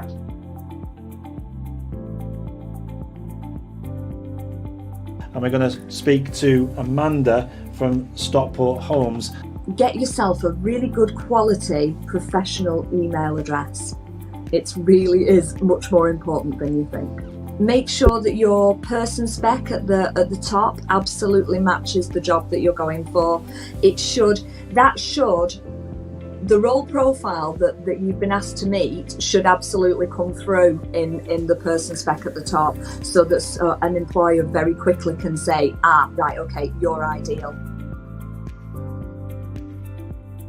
From Wigan through Lee, through Tilsley, Atherton, literally you could be based anywhere across the borough when you come and work for the council. From Cumbria, which is the almost most northerly point, is up towards Carlisle, right down to the southern point of Cheshire. So much interaction on the chat, so many people getting in touch, so thank you for that, and thank you for those employers who are signposting people to various websites and giving them advice about applying for work. We're currently recruiting for care workers. We actually have 30 current vacancies in this area at the moment. So that would be obviously community carers, but there is opportunity to do other things, mainly going on to be a senior carer, or eventually coming in and working in the offices with me and the rest of our team within the office. It's so exciting. There's a job for everybody, I do believe. We have people working obviously on site in trade positions, and then obviously back office staff, support staff, HR, recruitment, you name it, there's a job. We are now looking for another 300 individuals to work as traffic management operatives. So that includes training opportunities and qualified operatives and foremen into the business. That's a shift paid role. But we also have then additional management opportunities for contracts managers and operations managers. See you again soon here on the Jobs Live channel. Take care.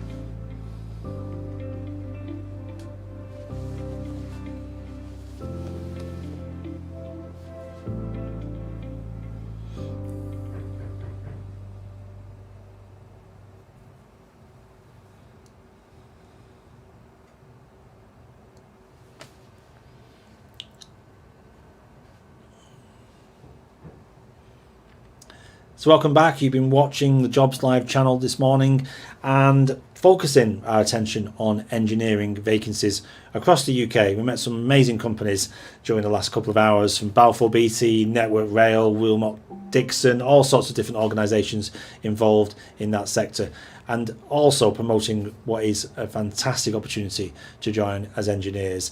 And what we've learned as well this morning is that engineering is more than just getting dirty and fixing devices, etc. It is about working with new tech, and also office based as well. You can still be classed as an engineer.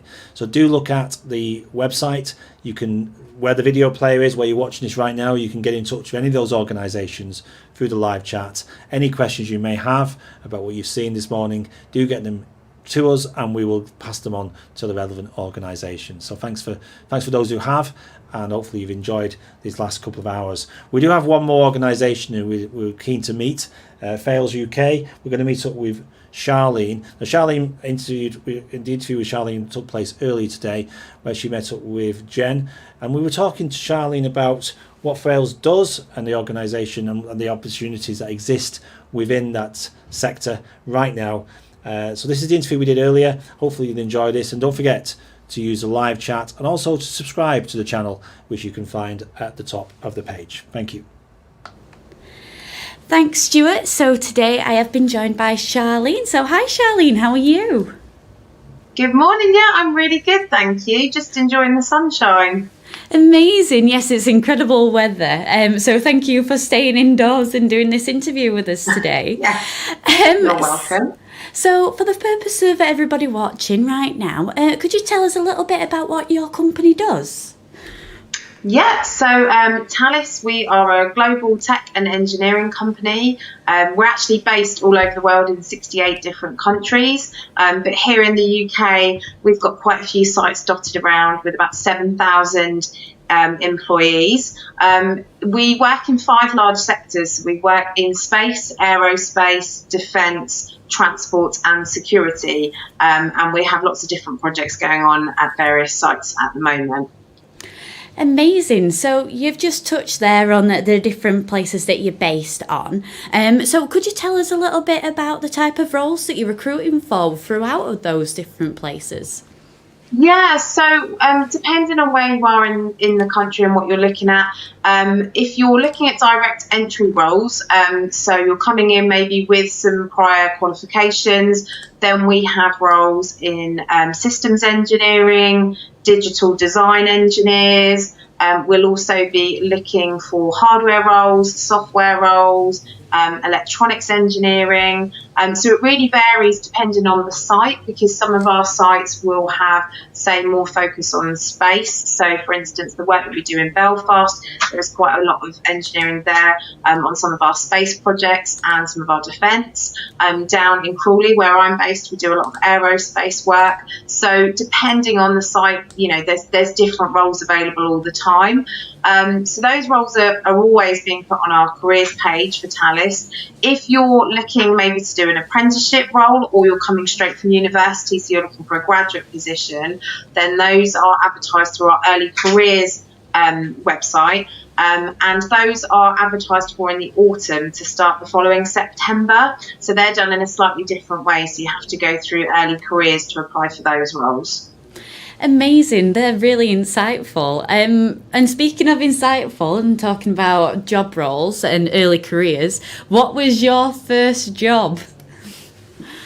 Yeah, I was thinking about this. I think technically my first job was working in a shop on a Saturday, but I would say my first kind of proper job that came with an actual contract, I was a youth worker. So two very quite different jobs there, but youth work is probably the one I'd class as kind of my first real job, and that is very much in keeping with what I still do now, because my current role at the moment, I'm STEM education and outreach manager. So my day-to-day job is working with young people at schools, at college and at university to help them get into STEM related careers. So I think the youth work role is kind of the most apt as my first job.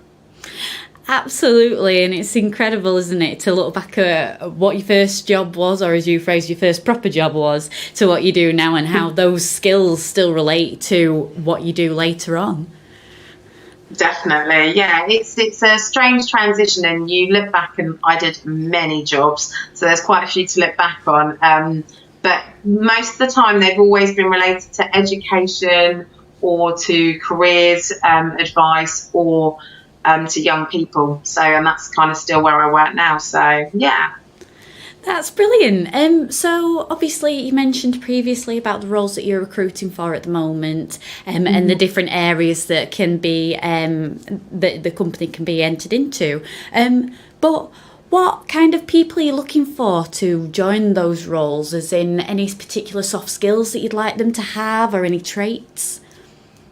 Yeah, I think for an engineering role, I think we're always looking for people that have really good problem-solving skills and the ability to work really well in a team. I think, lots of people will say, oh, you need to be a really good team player, but I think it's really important at Talis. We work on projects, so we might be working on a project for 6 to 12 months. You will be with a team of people kind of delivering that project in a certain time frame. So it's really important that you can get on with people from all walks of life.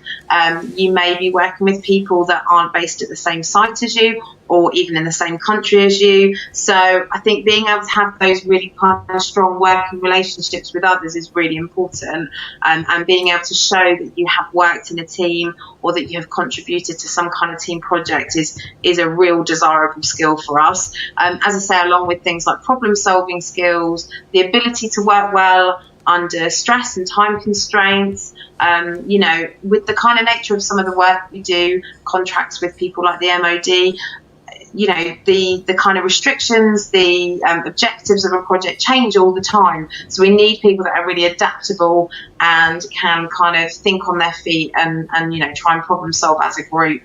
So I think those skills are really important at Talis. Amazing. And why would someone want to come and work for you guys?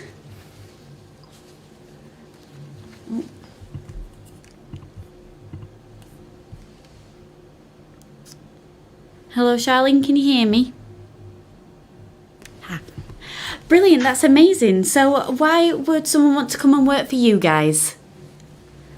So I think I love working at Talis because we are such an international company. I often work with different people at my local site that have come from all sorts of places all around the world.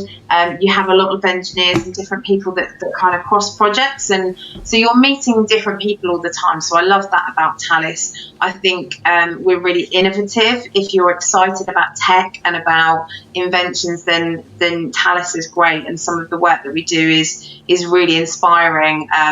I was really inspired by the recent work that we did with the Mars project and the laser that we put onto the Mars rover. So I think if you're kind of really driven by kind of innovation and tech, then Talis is a really exciting company to work for, and they're really friendly. It's been a really warm and welcoming company to work for. I've been here for almost 3 years, and it's just, it's a really friendly company. So I think that really is a nice selling point as well about somewhere when you're going out to find that next job. Absolutely. So for anyone who really likes the sound of those benefits, would love to be a part of your workforce in all of the ways that you've mentioned there, do you have any hints and tips for those that could be applying, starting from when they see an application that they like all the way up until the interviews and your application process? Yeah, so I think some of the other guys that have been interviewed today have mentioned it as well, but research is really key. It's really important to know about the company that you're applying for, and I think having an idea of some of the projects or some of the products that Thales have worked on recently, particularly in the field and area that you're applying for a role in, is really important. I think, making sure that your CV is really current and up to date. I think we can all be quite guilty of not putting things onto our CV because we think, that was just a half day here, or it was a short course. No one will be interested in that. I think putting as much detail into your CV is really important. And I would say just kind of really understanding the job role as well. Don't be afraid to reach out to people that already work at Thales. Using LinkedIn is a great place to find out more about some of the employees already in a company, asking their advice, asking maybe kind of what approach they took to a role. I think we really welcome questions, and we really welcome that kind of trying to make your application and your interview as strong as possible. So I think using all those different avenues as well will really support your application. Amazing. There's some incredible hints and tips, and as you mentioned, even though people might have mentioned it beforehand now, it's still prevalent and it still needs to be spoken about, just to make sure that message is gotten across as much as possible. So thank you for highlighting that. But unfortunately, that's the end of today. Thank you so much, Charlene, for everything that you've just mentioned there. It's been amazing to have you on today. You are welcome. Thank you very much, and I'm really happy to take any questions that anyone's got throughout the day. So thank you very much. Amazing, thank you. And as Charlene mentioned just there, please pop your questions in the live chat. Make sure that you tag the company in as well, and tag Charlene in, and we'll get back to you as soon as possible. But for now, it's back to Stu in the studio.